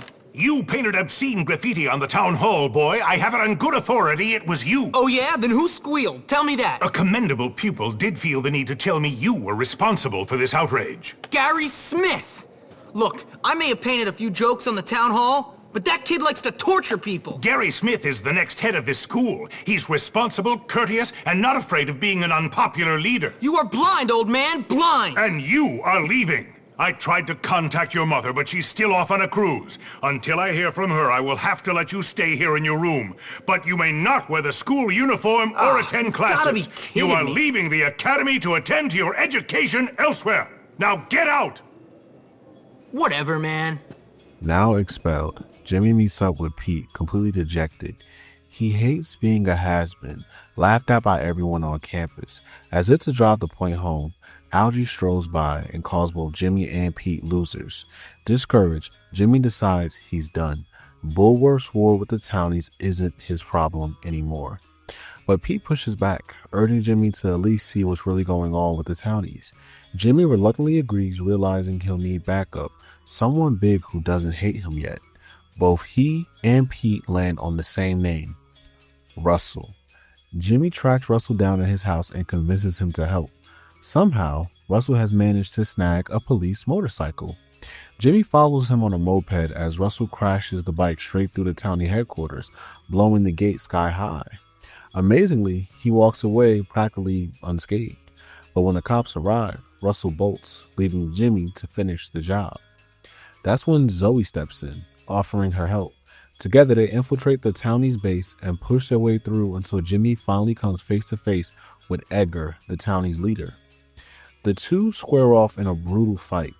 Jimmy comes out on top, and Edgar, beaten, pleads for mercy. Jimmy demands to know why Edgar started the war with Bullworth. Edgar explains that he hates the school. His parents couldn't afford to send him, leaving him stuck in what he calls a dump of a town. Then he drops the real bomb. It was Gary feeding him lies, the same one he told Jimmy at the start of the year. That revelation flips the switch. Jimmy realizes the whole thing has been Gary's manipulation from the very beginning. Helping Edgar back to his feet, Jimmy promises they'll get payback together. With the Townies on his side, Jimmy returns to blue skies and finally confesses his feelings for Zoe. What the hell are you doing here? Looking for you, Zoe. I think I'm in love. Don't be ridiculous. Haven't you heard? Heard what, my love? The school has broken out into a massive fight. Every gang and faction is fighting each other. What? Yeah! Oh man, I gotta go. How am I gonna deal with this? I'm gonna need some serious backup. Where's Russell? Where's your buddy Edgar? Russell has been holed up in the Wonder Meat slaughterhouse, hiding from the cops. He's worried about going to prison after stealing that bike. Russell can comprehend prison? Wow. Look, I'll see you later. Well, what about love? It'll have to wait, Zoe. Duty calls. Jimmy dodges the police until he reunites with Russell, who helps him escape. Together, they return to Bullworth, where Jimmy and the Townies form a plan. Take out the clique leaders who are tearing the school apart. One by one, Jimmy defeats them until all four leaders are down. With the cliques subdued, Jimmy heads into the main school building where he finds Edgar standing over Trent, Ethan, and Davis, the same bullies who welcomed Jimmy on his first day. Jimmy tells Edgar to head outside and calm the students while he presses on. Just as Edgar leaves, the prefects Seth and Max ambush Jimmy, tackling him and confiscating all his weapons. Furious, Russell chases them off. Then, over the school intercom, Gary's voice cuts in. "Your attention, please. Jimmy is complete human trash." Moments later, Gary emerges from the principal's office. He and Jimmy trade insults before Gary flees towards the under-construction bell tower. Jimmy gives chase, and the two fight their way to the top, clashing in their final showdown. The fight ends in a dramatic fall through the roof, crashing into the principal's office. Inside, Dr. Crabblesnitch is tied to a chair but has overheard everything between Jimmy and Gary. Finally willing to listen, he expels Gary on the spot and credits Jimmy with restoring Bullworth Academy. He refuses the solo credit, insisting he had help. He also calls out Crabblesnitch for how he treated Zoe after Mr. Burton harassed her. In response, Burton is fired. Zoe is re-enrolled, and Pete is promoted to head boy for his loyalty. Crabblesnitch even admits he never sent the letter to Jimmy's mother, putting Jimmy's mind at ease. The story closes on the front steps of Bullworth Academy. All the clique leaders, Russell, Derby, Johnny, Ernest, Ted, and Edgar, stand alongside Pete, Mr. Galloway, Miss Phillips, Mandy, Eunice, Algie, and even Edna applauding Jimmy. Zoe steps forward, hugs him, and they share a kiss as the credits roll, ending the story. Smith! I heard the whole thing! You're expelled! Come and untie me, boy! Yes, sir! Sorry, didn't see you there. You know, I think I may have judged you too unfairly, boy. Yes, a little rough around the edges, but you're a diamond, boy. A diamond. Thank you, sir. Now take out the trash, would you, Hopkins? My pleasure. So it was you who took on this monstrous little wretch, was it? Yep. What a hero. A lone wolf. Uh-huh. Well, no. To be honest, sir, I did have a lot of help from some friends. Like this girl, Zoe. She got expelled because she complained about Mr. Burton hitting on her. Burton? Well, he's fired. I hope he rots in hell. And a guy named Peter Kowalski, good friend of mine. Never heard of him. Yeah, well, he keeps quiet. He's kind of shy. Shy? The boy must be a genius. Why, he should be head of the school. Pete? Great idea. Now about that letter to my mother. What letter?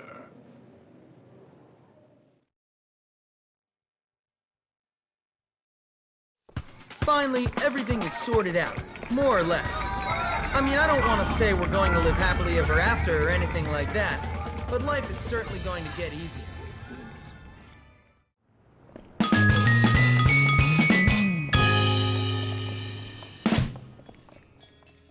When people talk about Rockstar, the conversation usually circles back to Grand Theft Auto or Red Dead. Those games rewrote the rulebook for open world storytelling.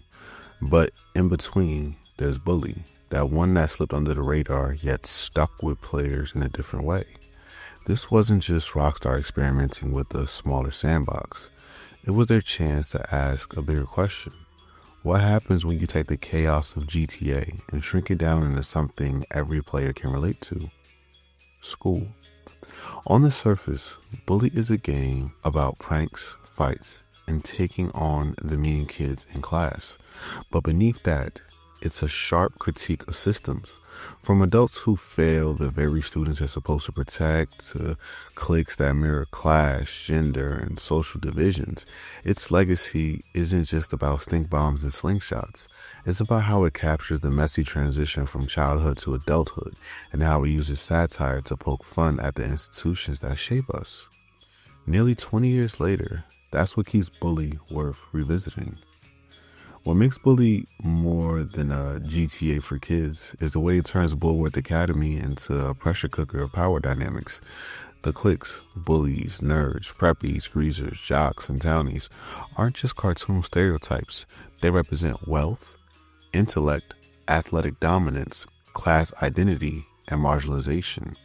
Jimmy Hopkins, a kid already written off by the world, is thrown into the middle of it, and every mission with the cliques becomes a symbolic challenge to those hierarchies. Feeding time at the zoo. Okay, here's the deal. Over there we got the nerds. Of course, they're complete social outcasts. They look pretty harmless. They're actually sneaky bastards. Their turf is the library.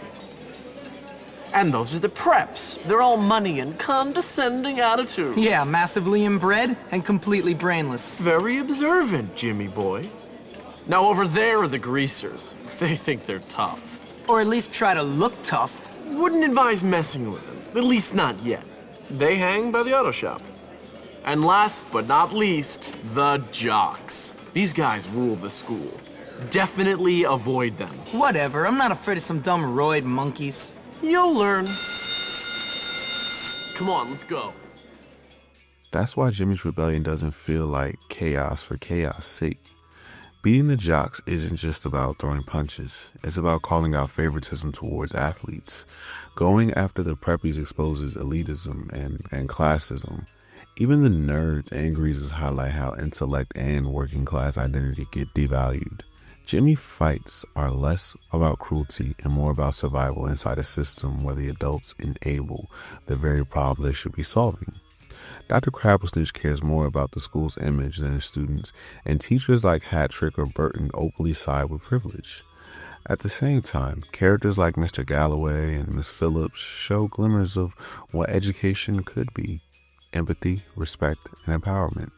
But they're drowned out by the larger culture of surveillance and punishment. In a way, the real villain of Bully isn't Gary Smith or the cliques. It's the institution itself.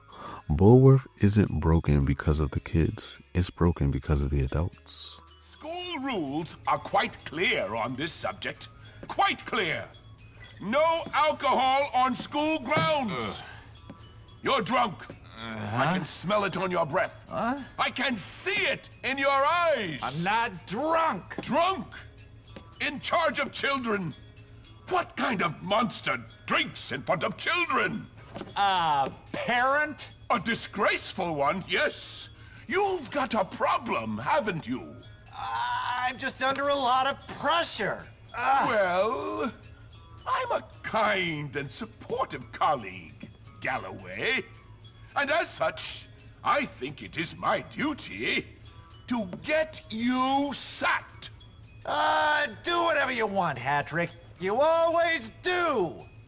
The head will find out about this. You okay, sir? Jimmy. No, I'm not okay. I'm half drunk and I'm about to get fired. Fantastic. Oh, I'm a washed up old drunk and I'm only 34. English, you see, is a difficult subject to teach. I've tried any number of things to dull the pain. Yoga, meditation, needlepoint, looking at dubious sites on the internet. But nothing dulls the pain like scotch. Come on, sir. Put that away. Are you mad? This is manna from the gods. Give me that. Let's get rid of this before you get busted. That's very kind of you, Jimmy. Miss Phillips is the only teacher to know about my vice. Take it to her. She will know what to do.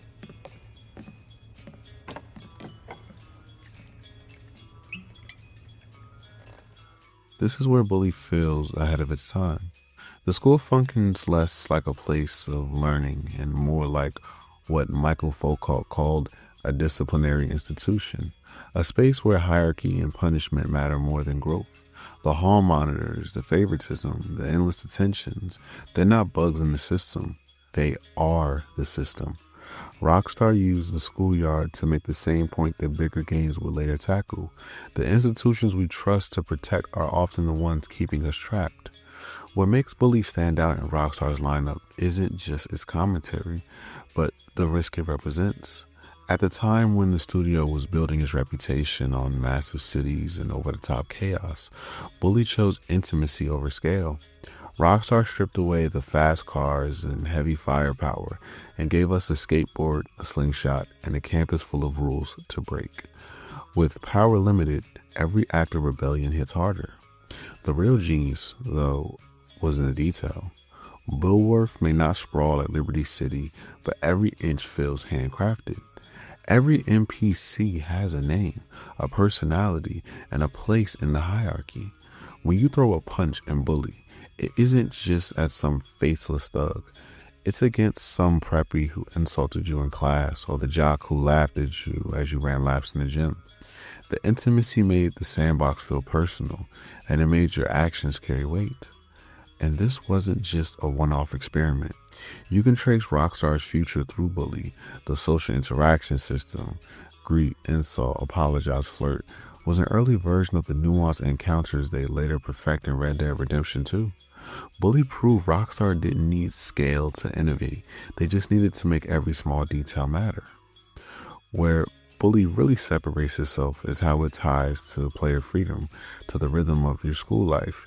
You're not just running wild like in GTA, you're juggling a schedule. Cut class too many times and hall monitors chase you for truancy. Show up and you're rewarded with mini games that make sense in the world. English gives you confidence to talk your way out of fights. Chemistry lets you cook up firecrackers. And shop has you wrestling with an analog stick to build a BMX. Even the scholarship edition's new classes, biology, music, geography, reinforce the idea that progression comes through learning, even if some were clunky enough to make you want to fail on purpose. That rhythm, balancing rebellion with responsibility, makes Bullworth feel alive. Every choice from skipping class to pulling a prank to helping a nerd shifts how people see you. And because every character has a name and memory, every insult, every punch, every apology feels personal. Bully built a sandbox, not about size, but about consequences. Take Algie, for example. We help him in the beginning, but by chapter 4, he and the nerds have turned on us. So, you're the new kid, huh? Everyone is talking about you. Oh, are they? And what are they saying? Nothing. Just that you're friends with that sociopath Gary. Socio what? Sociopath. It means... Never mind. Forget I said anything. I need you to help me. Wait, you need me to help you? I've got some library books that need to be returned, but I'm too scared to go to my locker. Do I look like a librarian? No, listen. I need your help. Pretend we're friends. Walk with me. I'll pay you $2. $2? Are you crazy? Make it 5. No. $2? Great. $5. Let's go, buddy.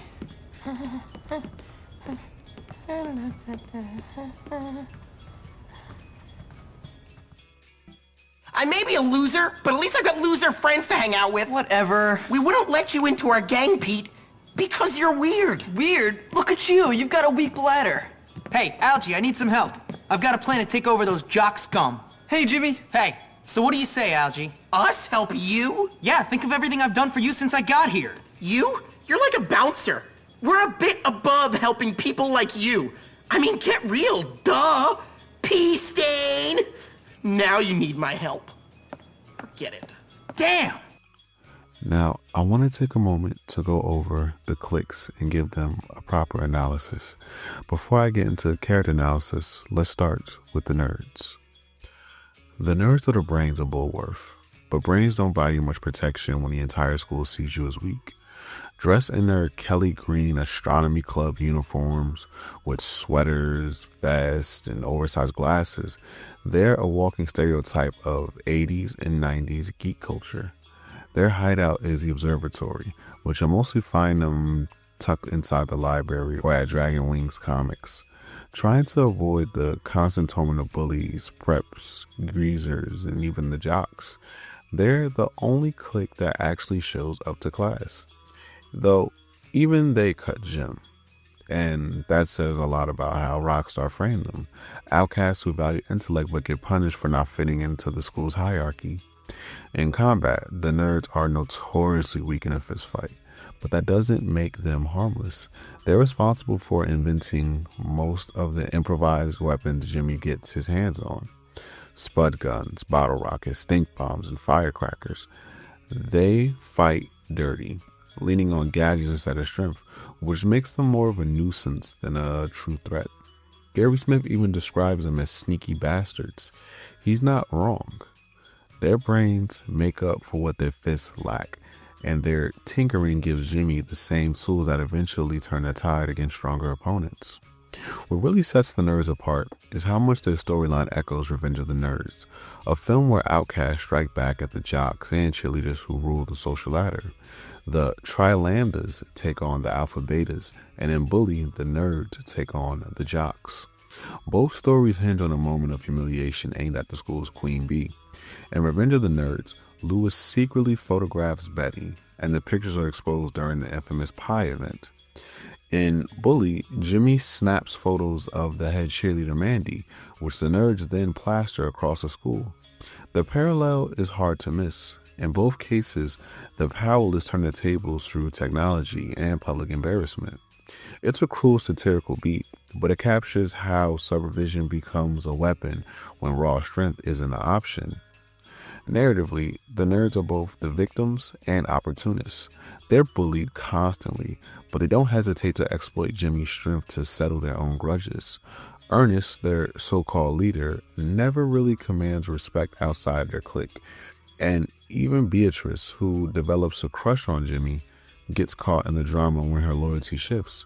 By chapter 4, the nerds eventually turn on Jimmy, despite everything he's done for them. It reinforces one of Bullies' larger themes. In a system built on hierarchy, alliances are fragile, and even the victims can become just as ruthless when they get the chance. It's appalling! I don't want planes or a pet rat! It's your fault, Jimmy! Huh? What? No, it isn't. What are you guys talking about? The library is full of rats! And I got my pre-med test next week, amigo! You're such a lame... Some king you turned out to be! Oh, how I long for the old days! Sure, we were laughed at and mercilessly bullied by everyone, but at least you could study without fear of rodents coming near us! Get off! Oh, did you piss yourself again, Algie? Ew! No, I swear! Algie. I spilled soda on myself. Soda. Right. What a bunch of sissies. Well, I'm not afraid of a few rats. Jeez, pathetic. The Bullies are the most straightforward clique in Bully, and that's kind of the point. Unlike the Jocks or the Preppies, they don't have turf wars over status, wealth, or reputation. They're just a pack of kids in untucked shirts and scuffed sneakers hanging around the dorms and parking lot, looking for someone weaker to push around.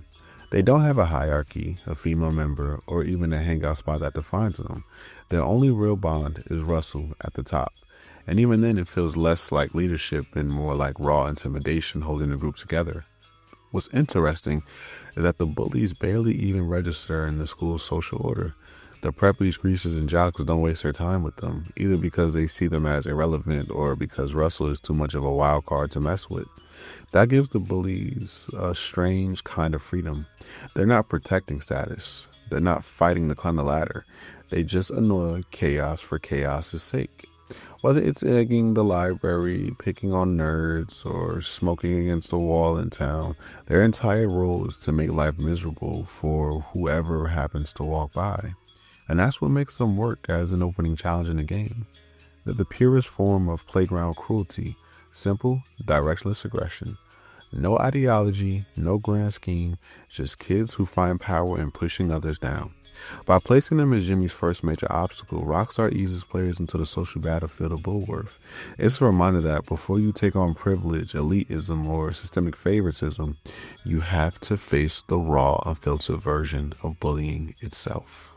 The Preppies are Rockstar's take on the rich kid's archetype, and they lean into it hard. Dressed head to toe in Aquaberry sweaters, a nod to upscale brands like Aquascrinum or Burberry, they strut around Bullworth with parted hair, boxing gloves, and a superiority complex big enough to fill the entire school. They're not just wealthy, they're old money, and they wear their status like armor. Every sneer, every insult drips with condescension, especially towards the greasers, who they see as little more than grease-stained pests on their pristine turf. But beneath the polished sweaters is a running joke that makes the Preppies one of Rockstar's most biting satirical cliques. They're deeply inbred. You see this theme play out in two key cutscenes. In Carnival Date, Pinky brushes off Jimmy's attempts at charm by reminding him she's already attached to her cousin Derby. It's delivered so casually, it's almost easy to miss, but it nails how normalized this keep it in the family mentality is. That wasn't you. That was Darby. Well, he's late. I cannot believe he's done this to me. Oh, and those are so beautiful. 3 minutes. What does he think I am? A tramp? Ugh. I hope something important happened. Like he's dead. Because otherwise, there's no excuse. Did you say you're waiting for Darby? Yes. I don't really like him, but he's my cousin and our family wants us to get married. You know, keep up the tradition. Wait, marry your cousin? You know, it used to be brother and sister until it was made illegal. My aunt has 4 thumbs. Really? Yeah, well, I'm not marrying him now. He's humiliated me. So, what do you say you and I go out and leave Darby to another cousin? Great! You know, I'll meet you at the carnival tonight. Jimmy, I'm really starting to like you. Later, in the mission Eggs, Gary manipulates the situation by telling Tad that Jimmy mocked the preppies' inbreeding. Tad, insecure about his family's not-so-secret reputation, flies into a rage, setting up another conflict. These moments don't just make the preppies villains in Jimmy's story. They highlight Rockstar's satirical bite. The preppies aren't just bullies with money. They're caricatures of old wealth clinging to status while ignoring the grotesque cracks under the surface. Got the eggs, Hopkins? You bet. Then give them to me. Take them. Smashing. Now tell me, Hopkins, is it true you said I was inbred? No, because first cousins is legal, my friend. Legal. Yeah, okay. Yeah, and just because my elder brother doesn't have a chin and ended up in a lunatic asylum, it doesn't mean anything. Whatever, Tad. Your family is your business. Don't lie, Jimmy. You said Tad was probably a hermaphrodite with that much inbreeding. A hermaphro what? Don't act dumb. You said his mom was also legally his aunt and that he probably had webbed toes. I don't... Well, just only on one foot. Tad, you're not gonna take that kind of crap from this scumbag, are you? You've been rude about Mommy. Let's get this, Papa. If the preppies are Bull's version of country club snobs, the greasers are their perfect foil. Leather jackets, pomade slick hair, and a chip on their shoulder the size of New Coventry. They're straight out of a 1950s throwback modeled after the rebellious gangs of movies like The Outsiders and Grease, only to be transplanted into Rockstar's satirical sandbox. Johnny Vincent runs the show, though his grip is shaky thanks to his obsession with Lola. Peanut acts as his right-hand man, but unlike other cliques, second in commands, he doesn't inspire much respect outside the greasers. Guys like Norton and Vance often step up to give orders, showing that the group is more loosely knit than hierarchy would suggest. What defines the greasers more than anything is their identity as working class kids from New Coventry. They're rundown part of town that might as well be on another planet compared to the preppies' polished mansions in old Bullworth Vale. That economic divide fuels their rivalry, and it's one of the clearest ways Bully visualizes class tension. When the preppies hurl insults about peasants and the greasers sneer back about spoiled brats, it isn't just playground name-calling. It's a war between privilege and survival. Even the way they hang around the auto shop and the oil spill gas station reinforces their roots. Grease under the fingernails, loyalty to their crew, and resentment toward anyone looking down on them. I love you, Johnny. No, you don't. Love is complicated. That didn't seem complicated between you and that Gordo kid. I'm gonna kill him. Johnny, please! We've been over that. He's sweet, but it was so innocent. Get off. Oh, I love it when you get angry, Johnny. I really do. You're so bestial. Hey, Jimmy. Hey, what are you doing here? Looking for you, Johnny. At Lola's house? Yeah. Be nice to each other. You know what I like about you two? You're both so straightforward, so quick to judge, so fast. Ain't no one fast like me. Really? So you could beat Jimmy in a race? Definitely. I heard he was pretty fast. This little twerp? Give me a break. Oh, I think we've got a little challenge. I just love challenges. They make me so excited. At the very top of Bullworth's food chain are the Jocks, big, loud, and absolutely convinced that the school revolves around them. Led by Ted Thompson, captain of the football team, the Jocks are less clique and more a dynasty. With Damon West acting as his muscle and wannabe successor, and Mandy Wiles cheerleading their ego from the sidelines, the Jocks rule the gym and football field like kings of a gladiator arena. Their identity is tied entirely to athletics, Letterman jackets, team sweaters, and the swagger of kids who know they're untouchable because the school puts them on a pedestal. What makes the Jocks interesting isn't just their strength, but what they represent. Bullworth treats athletic dominance as the ultimate currency.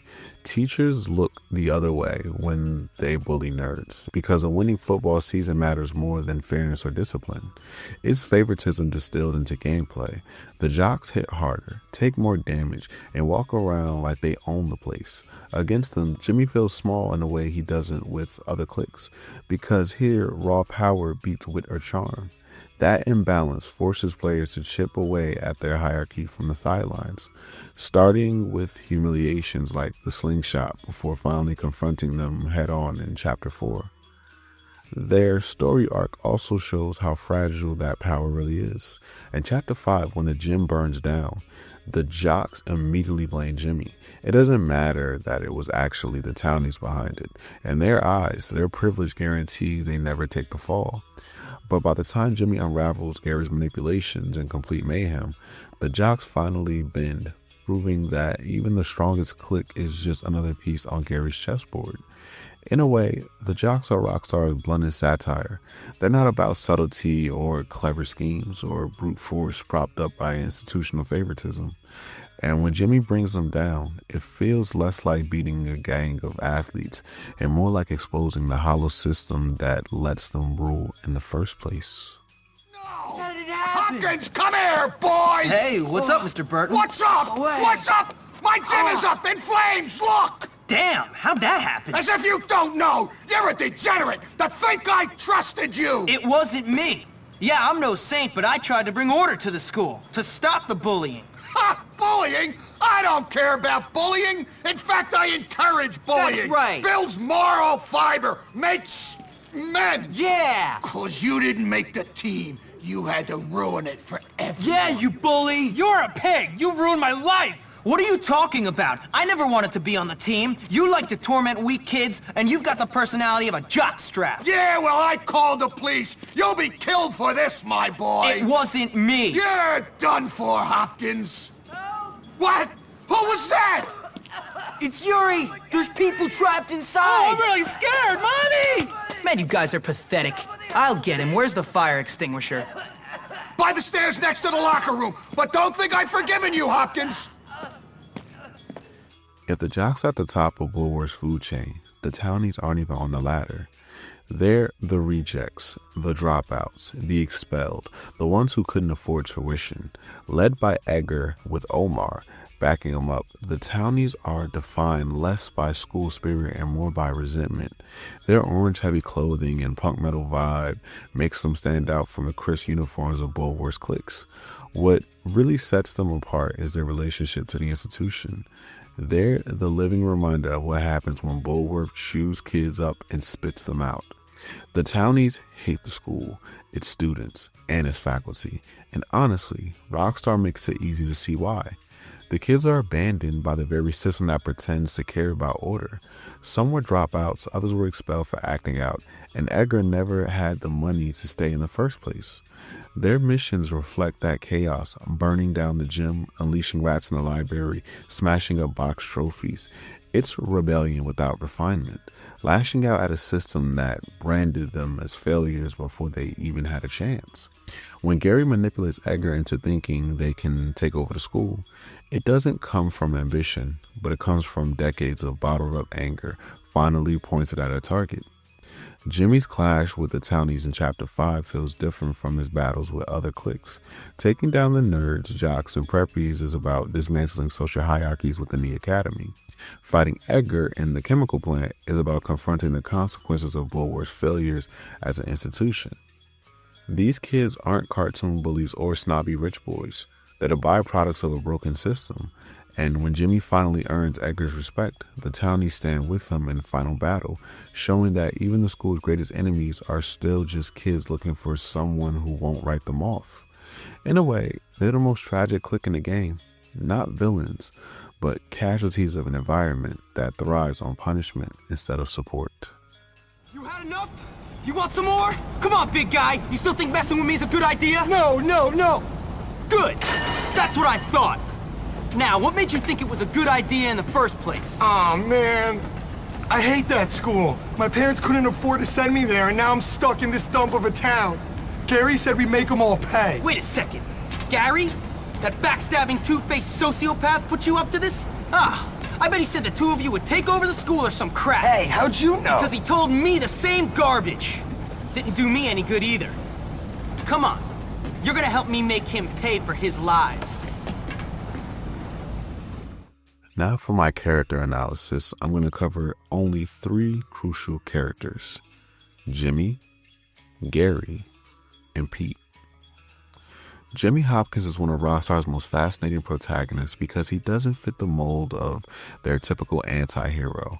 He isn't a hardened criminal or a jaded outlaw. He's just a 15-year-old kid abandoned by his mother and tossed into Bullworth Academy with nothing but resentment and a chip on his shoulder. From the very first cutscene, we've seen the wound that defines him. A boy left behind, desperate to be seen. That absence of love at home sets the stage for his entire journey. Bullworth becomes more than just a school to Jimmy. It becomes the only world where he can carve out an identity. Like so many of Rockstar's leads, Jimmy is morally gray. He fights for justice, but his motives are never entirely pure. He'll take down bullies and help nerds, but only if it pushes him closer to power. His sense of right and wrong is tangled with ego, as though doing good only matters if it proves he's stronger, braver, and eventually more respected. That's the brilliance of his character. Jimmy embodies the contradictions of adolescence himself. He's capable of empathy, yet constantly undercut by insecurity. He wants to be liked, but settles for being feared. He's a hero, but only in his terms. This duality peaks in Chapter 5 when Jimmy finally gets what he thinks he's always wanted: respect. As king of the school, he basks in the power he never had at home. But instead of becoming the benevolent leader, he steps into arrogance, pushing others around the way he was once pushed. It's a sad but natural turn. After all, what do you expect from a boy who's only ever known neglect? Bullworth gives him the recognition his mother never did, but it's conditional and fragile, and he clings to it like it's the only thing keeping him afloat. Hey, Darby! Hey, Johnny. Hi, Yo, Jimmy. what's up, brother? Hey, Chad. So I'm like, yo, it's Jimmy! Hey, you're funny, man. Yo, You're man, so what's going funny, on? Jimmy. Oh, hey, girl, you're looking great. Ooh. Great. Thank you for that sugar, darling. Wow, Jimmy. Boys, that's all I got to say. Later. Bye, Jimmy. What's up, See you Jimmy? later. I love that guy. Bye, Come on, guys. Chad, let's roll. Pete! Hey, Jimmy, what's going on? Everything. I did it, man. I took over this dump. These morons are my morons That's now. great. Just don't turn into a jerk. How could I? Hey, baby. How you doing? What you doing later? Just remember, Jimmy, not everybody likes you. Correct. They love me. Well, what about Gary? Gary? Forget about that twerp. Dude, it's me now. I run this place and you're my friend, so please try to be cool. Oh, man, you're bringing me down. Come on, let's go milk this thing for all it's worth. We might even find you a girl. When Gary manipulates the situation and takes it all away, Jimmy's fury feels less like a king defending his crown and more like a child terrified of losing the only family he's ever known. In the end, Jimmy reclaims that crown. He defeats Gary, restores order, and earns a place as a true leader at Bullworth, but his victory is bittersweet. He doesn't fix the hole left by his mother's abandonment, and he doesn't find the unconditional love he craves. What he gets is respect, fleeting, transactional, tied to power. And that's what makes Jimmy such a powerful figure in Rockstar's lineup, where Michael DeSanta wrestles with midlife, or Arthur Morgan with morality and morality. Jimmy Hopkins wrestles with adolescence itself. His story is both a fantasy, the underdog who takes a throne, and tragedy, a reminder that respect without love can never truly heal a lonely kid. I did it. That's great. Listen, we've got a problem. I'm the king, Petey, the king. Whatever. You're a king with a load of problems. I've only been gone a couple hours. What could have happened? All kinds of things. You remember that promise you made about restoring law and order and improving the school? Let's just say it ain't exactly coming true. Well, if anyone wants a fight, I'm right here. I think Gary must be behind it, but trust me, everyone wants a fight. Listen, I gotta go. I'll talk to you later. Oh, man. Gary Smith is a pure embodiment of chaos at Bullworth Academy, a sociopathic teenager with brains, charisma, and just enough instability to make him dangerous. On the surface, he's everything Jimmy isn't. Sharp-tongued, manipulative, confident, and endlessly ambitious. He doesn't just want respect like Jimmy. Gary wants domination. From the moment we meet him and welcome to Bullworth, he's already thinking about empires, not friendships. For Gary, people aren't allies, they're pawns. What makes Gary so effective as an antagonist is how real his menace feels. He's not some comic book villain. He's that kid we all knew in school, the one who thrives on cruelty, knows everyone's weak points, twists and turns them until it breaks them. He manipulates cliques, spread rumors, pits students against each other, and even fools adults like Crabblesnitch. Unlike Jimmy, who fights for respect because of his broken home life, Gary's chaos seems rooted in something darker: neglect, possible family trauma, and untreated mental illness. The fact that he admits to being off his meds around Halloween only grows more erratic afterward highlights how dangerous he is when unchecked. Gary's brilliance is that he's the anti-Jimmy. Where Jimmy reluctantly rises to power through loyalty and fighting back against bullies, Gary takes the opposite path, backstabbing, lying, and controlling others until the whole school is at war. He's the one who convinces the preps Jimmy insulted them, manipulates Johnny into hating Jimmy, and turns Ernest and the nerds against him, and finally engineers Jimmy's expulsion so he can crown himself as head boy. In a way, Gary is Bullworth's Shakespearean Iago, whispering poison into everyone's ears while never getting his own hands dirty, until the final rooftop fight. When Jimmy finally defeats him, Gary doesn't just lose a fight, he loses the empire he schemed for. Expelled, humiliated, and dragged out of Crabblesnitch's office, Gary's downfall is as dramatic as his rise. And that's fitting. He was never built to last. Unlike Jimmy, who thrives in the chaos of adolescence and comes out stronger, Gary burns everything around him, including himself. Gary Smith isn't just another school bully. He's one of Rockstar's smartest antagonists because he feels authentic. He's the manipulative friend who makes you laugh one minute and ruins your life the next. He's paranoia, narcissism, and cruelty distilled into one student, the perfect villain for a game about survival in the teenage jungle. Gary! Moron! Why'd you do it, Gary? Why not? I won! I tricked everyone, starting with you, the head, the loser kids in town, and the prefects. Me! I won! You are sad, man. I might be sad, but I run your world, moron, and don't you forget it. You did all my dirty work for me, Hopkins. You're like a puppet, only dumber. Whatever. Let's finish this. Pete Kowalski is a kid who never quite fits in. Too awkward for the nerds, too weak for the jocks, too plain for the preps, and constantly picked apart by Gary. He's smaller than almost everyone at Bullworth, often timid, and even admits himself, "I'm too cool to be a dork and too dorky to be anything else." Pete's role in the school's hierarchy is practically non-existent, which is actually why he becomes such an important character.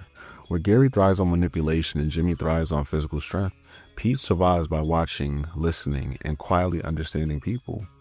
Despite his size and insecurities, Pete is quietly one of the smartest characters in the game. He's socially intelligent, a natural strategist, and more perceptive than most give him credit for. After Gary betrays both him and Jimmy, Pete steps into his real role, not as a fighter, but as Jimmy's advisor. He's the one who suggests strategies like boxing Biff to win over the preps or using the crane to disarm Johnny. Later, when Jimmy loses everything after being expelled, it's Pete who talks him out of giving up. Without Pete, Jimmy's rise to unify Bullworth might have fallen apart. Pete's personal arc is subtle but powerful.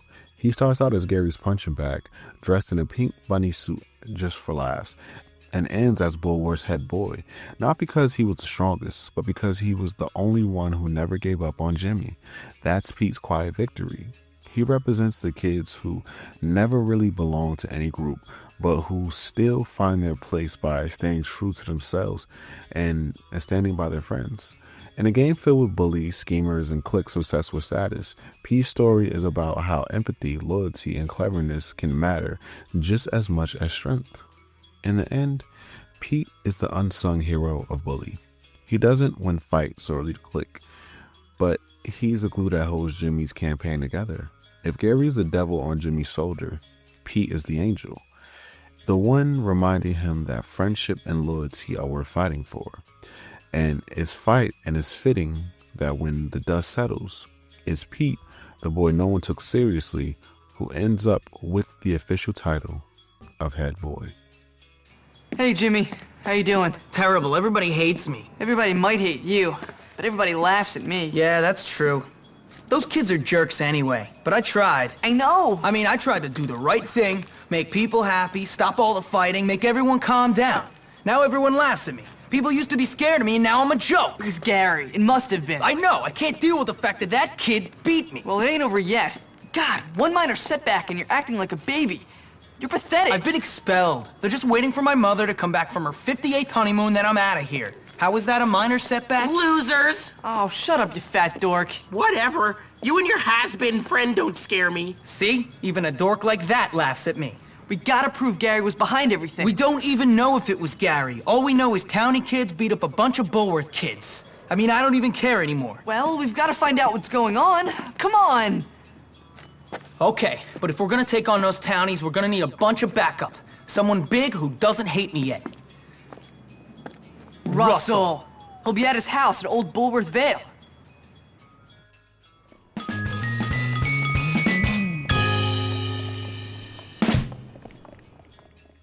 At its core, Bully is Rockstar's open-world sandbox formula, but stripped of the guns, crime sprees, and carjackings, and dropping right into a schoolyard. You play as Jimmy Hopkins, a 15-year-old troublemaker with a messy past, who's unceremoniously dropped off at Bullworth Academy while his mom and yet another stepdad run off on a year-long honeymoon. From that moment on, the school and town around it become your playground. Like other Rockstar games, you can freely roam, take on missions, or just cause mayhem. But what sets Bully apart is how much of that chaos is filtered through the lens of school life.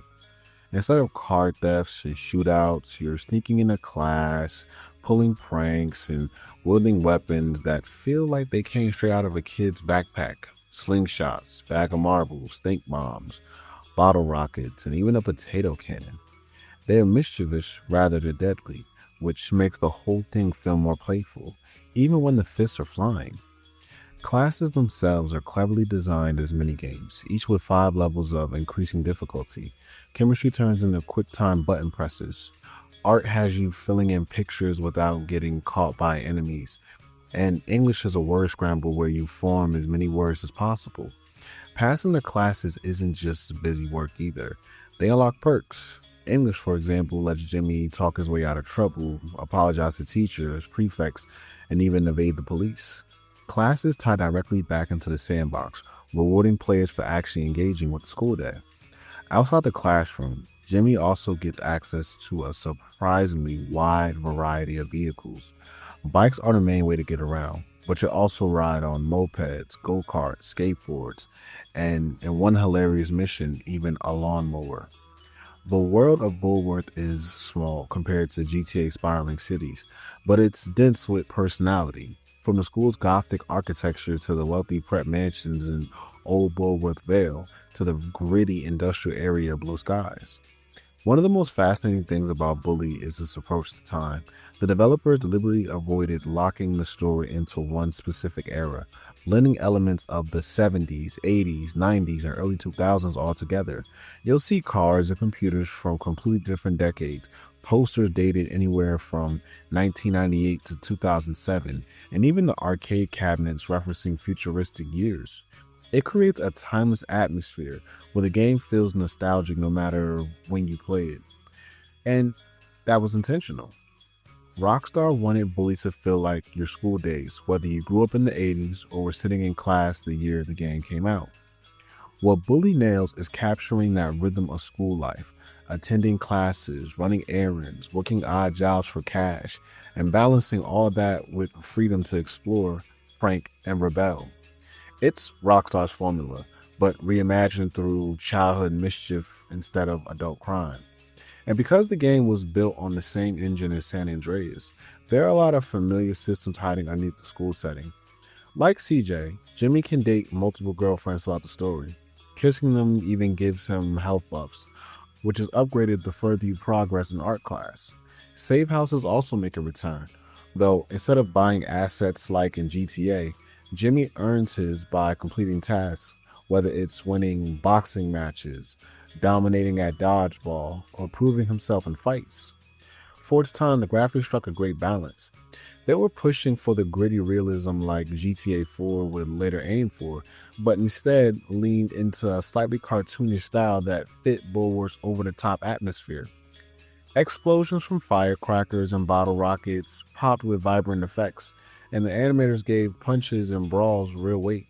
You actually had to land your hits head-on, unlike the more forgiving combat in earlier GTA titles. What you won't find is blood. Rockstar made a conscious decision to tone down the violence, which gave the game its mischievous flavor rather than its usual M-rated grit. The sound design deserves much credit. Every clique has its own fight music, making each encounter instantly recognizable. Mission themes fit the mood. Alert meters had their own audio stingers, and even the dorms and classrooms had signature tracks. Classes were accompanied by their own unique jingles, and little details like the thuds of punches or the crackle of firecrackers made the world feel alive. Bullworth's crest featuring Snake, Fist, and Skull was plastered everywhere, reinforcing the game's tongue-in-cheek sense of violence and rebellion. In terms of content, Bully is surprisingly massive. After just a handful of missions, your completion percentage barely scratches 1%. The game is packed with side activities, collectibles, and secrets, from snowball fights in the winter to arcade machines in the dorm. There are races, carnival games, and part-time jobs that pay out cash you can spend on clothes or upgrades. And speaking of clothes, Jimmy has hundreds of outfits, letting you completely customize how he looks. Whether you're role-playing as a nerd or a prep or just a total misfit, they had something for you. Transportation is just as varied. Bikes are your bread and butter, but you can also unlock mopeds, skateboards, and eventually the fastest ride of all, go-kart, which is so quick even the cops and prefects can't keep up with you. Free roaming the town adds yet another layer, visiting shops, poking around rooftops, or heading to the carnival for prizes and rides. Combat evolves as you go too. Beyond the standard punches and kicks, Jimmy learns new fighting moves throughout gym classes and from the hobo hidden on campus. By the end, you feel like a powerhouse, able to just take on about anyone in a one-on-one fight. And if that weren't enough, Bully tracks almost everything you do. Stats cover how many punches you've thrown, kicks you've landed, how accurate you've been with projectiles, even the number of kilometers you walked or run. It gave the game a sense of depth and replayability, encouraging players to push for 100% completion, even if, like most Rockstar titles at the time, that didn't come with much of a reward beyond bragging rights. And of course, no Rockstar game would be complete without cheats and secrets. Bully has its own set of classic cheat codes entered with a second controller plugged in. Holding L1 while inputting the codes could unlock everything from all weapons and infinite ammo to full health, massive money drops, and even every piece of clothing in the game. You could instantly learn all the hobo's hidden fighting moves without ever finding a transistor, or every gym grapple technique without ever stepping into class. For players who wanted to cut loose, Bully's cheat system turned the already chaotic schoolyard into a playground of absolute mayhem. And then there were the glitches. Some frustrating, others legendary. One of the most famous was the dodgeball invincibility, where bringing up the help screen right as the opponent threw the ball would make your team untouchable. These little exploits became part of the fun, adding to the game's chaotic charm. Rockstar also tucked in unlockables and Easter eggs. As you progress through missions, Jimmy's dorm room gradually filled with trophies and decorations, turning it into a scrapbook of his misadventures. And if you were ever curious enough to explore the waters of Bullworth Vale, you could even find a hidden pirate ship floating in the bay, a reminder that Rockstar loved rewarding players who went off the beaten path. Put all that together, and Bully becomes more than just a quirky spin-off in Rockstar's lineup. It is a game where systems from San Andreas are reimagined for the chaos of high school, and where mischief is every bit as compelling as the mayhem of its big brothers.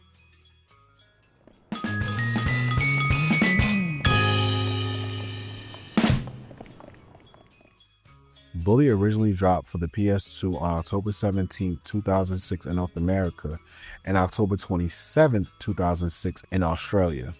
Europe also received the game, but with one big change: the title.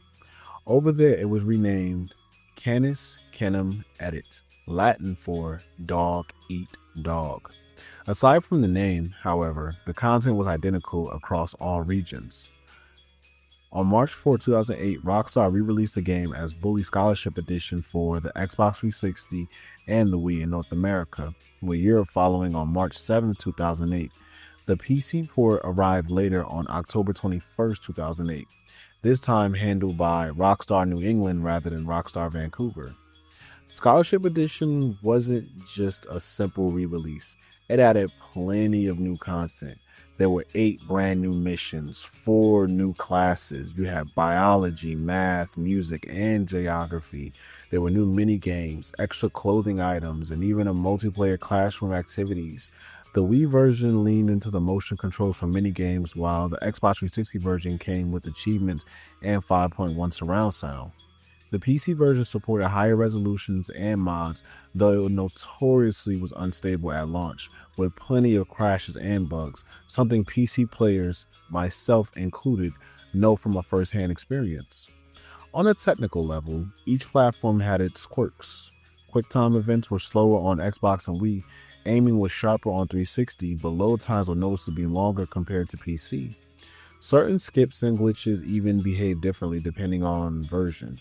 For example, the prep challenge skip was faster on console but slower on PC. Xbox also had the quirks of the infamous algae jacket errand glitch and more consistent trash can wall chips. Meanwhile, the Wii lacked the tagging glitch entirely, and PC modding opened the door for fixes, tweaks, and community content. On Xbox 360, the final version shipped as patch 1.03, while PC was patched to 1.20. Finally, the Anniversary Edition brought Bully to mobile devices on October 8, 2016. This version included all of the Scholarship Edition extra content, reworked controls for touchscreen play, and optimized visuals for modern players and tablets. It even added a handful of storyline missions and various compatibility tweaks, making it the most accessible version for on-the-go mischief.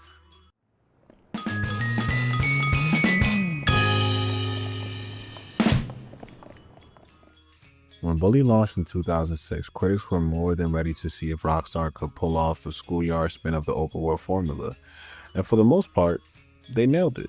The game holds a strong 87 on Metacritic, with outlets like 1UP handing it an A+, Games Radar Plus scoring it a 4.5 out of 5, GameSpot giving it an 8.7, and IGN giving it an 8.9. XPlay even went all in with a perfect 5 out of 5. Reviewers praised the clever script, sharp writing, and surprising layered characters. Daniel Wilkes of Hyper called out the novel mission design and the strong cast, even if he thought the camera and some of the minigames dragged things down.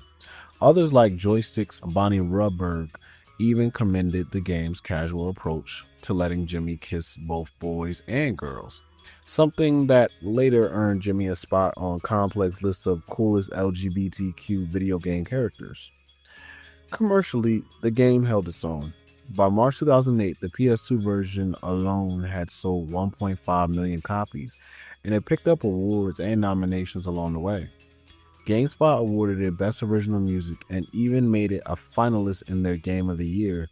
Jerry Rosenthal's performance as Jimmy Hopkins scored him a nomination at the Interactive Achievement Awards, and years later, Bully is still showing up on lists like 1001 Games You Must Play Before You Die. When Rockstar revisited the game with Bully Scholarship Edition in 2008, the reception got a little more complicated. The Wii and Xbox 360 versions were reviewed favorably, both sitting around the low 80s on Metacritic, with IGN giving the 360 version an 8.7 out of 10 and the Wii version an 8.0. 1UP praised the Wii edition with an A-, though the 360 slipped down to a B-. The PC version, however, took the biggest hit.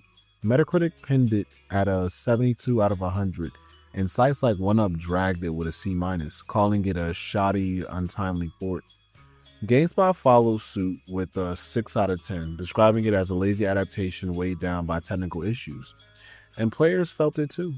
The Xbox 360 build had stability problems, with crashes, glitches so severe that Rockstar had to issue a patch just weeks after launch. Even then, some claimed the fixes only made things worse. The PC fared no better, especially when it hit Windows 10 years later. Frequent crashes became the norm until the fan community stepped up with an unofficial patches to save it. Shout out to Silent. But just as Bully earned critical love, it also stirred up some of Rockstar's trademark controversy. Some regions went further. In 2008, a Brazilian judge outright banned the sale and import of the game, calling it harmful to teenagers and adults alike. The ban stayed in place for almost a decade before it was lifted in 2016. Germany also saw legal drama when comedian Michael Bully Herbig sued Take-Two, arguing the game's title damaged his image. The court dismissed the case and the game stayed on shelves. Despite all that, Bully endured. Its controversies may have kept it in the headlines, but its charm, humor, and unique schoolyard setting cements its reputation as one of Rockstar's boldest experiments. A game that dared to trade guns and gangsters for spitballs and schoolyard politics and still come out on top. And that's really where the average player fell in line with critics. Most people loved the atmosphere Rockstar built. The world of Bullworth Academy felt alive, packed with cliques, classes, side missions, and plenty of humor that gave the game an identity all of its own. Reviewers praised the witty dialogue, the social satire barked into the setting, and the sheer variety of things to do. From pulling pranks to acing tests to fighting off bullies in the cafeteria. For many players, this was Rockstar proving they didn't need blood or bullets to create a compelling open world. That said, gamers weren't shy about calling out the flaws either. Some complained about the clunky lock-on system and awkward character models, especially compared to Rockstar's bigger budget titles. Others found the camera janky or pointed out the abundance of bugs, characters getting stuck in walls, missions glitching out, and frame rate drops that hit especially hard in later ports like the Scholarship Edition. Even when people loved the core experience, a lot of them agreed it could feel rough around the edges. Still, for most players, the positives outweighed the negatives.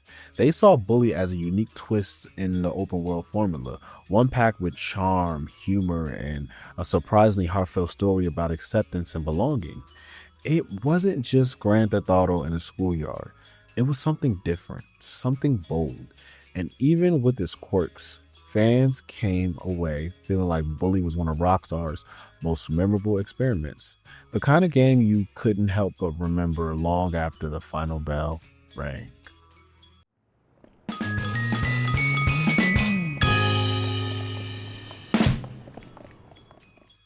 When it came to Bully, it definitely crossed the line that a lot of people weren't ready for. And honestly, that was okay. I first heard about this game back in elementary school when my friends and I would talk about it the same way we talked about San Andreas. But funny enough, I didn't actually get to play it until years later when I picked up the Rockstar collection on PS3.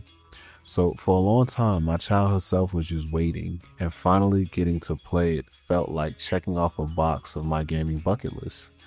And I'll be real, it lived up to the hype. I wouldn't call it a hit masterpiece, I'd just call it a masterpiece outright. Now, a friend of mine recently tested me on this, asking if Bully deserved a remake or a sequel, and as much as I love to see it happen, I told him no. Not because I wouldn't want it, but because I don't trust Rockstar to handle it today. After seeing what they did with the definitive edition of the GTA trilogy, I can't help but worry they botch it again, altering dialogue, clothing, and even music in the name of modern polish. Combine that with how sensitive gaming culture is now, and Bully would never land the same way it did back then. Back in 2006, people protested this game, saying it would turn kids into bullies. But anyone who's actually played it knows it's the opposite. Jimmy ends up bringing peace to Bullworth. If Bully dropped today, I guarantee entire missions would be changed or cut because of cultural pushback, and that's honestly sad. Still, I wanted the full experience, so I bought the Scholarship Edition on Steam, and I've got to say, It was fun, complete, and absolutely worth it, even with its issues. Shop class with the rotating analog stick nearly made me snap my controller in half. Biology was a race against the clock that almost cost me a new TV, if you know what I mean. And don't even get me started on that Christmas mission with the broken trigger inputs. But there were highs too. Geography was a blast since it doubled as a treasure hunt, and finishing classes early made the rest of the game so much smoother. My advice if you're playing it today, go to class. It sounds funny, but trust me, those bonuses pay off big in the long run. At the end of the day, Bully is about breaking the rules, both in the halls of Bullworth and with a controller in your hand. 100% completion isn't just a grind, it's an experience. The kind of thing that sticks with you. And that's why, for me, this game will always stand out. In Bully, rules are meant to be broken, and that's exactly what made it special. This was the game that broke the rules. If you made it all the way to the end of this video, I've got to applaud you for rocking with me once again. If you enjoyed it, dropping a like really helps out with the YouTube algorithm. And if you want to stick around for the ride, hit that subscribe button and help me reach that 10K milestone this year. We're almost at 7K. If you're feeling a little extra generous, you can even buy me a cup of coffee through the link description, as it helps keeps this channel rolling. Next week, we're diving back into the Saints Row takeover, and in 2 weeks, we're keeping the Rockstar train rolling with Vice City stories. So trust me, there's plenty of content coming your way. With that said, this is the Retro Phantom, signing out.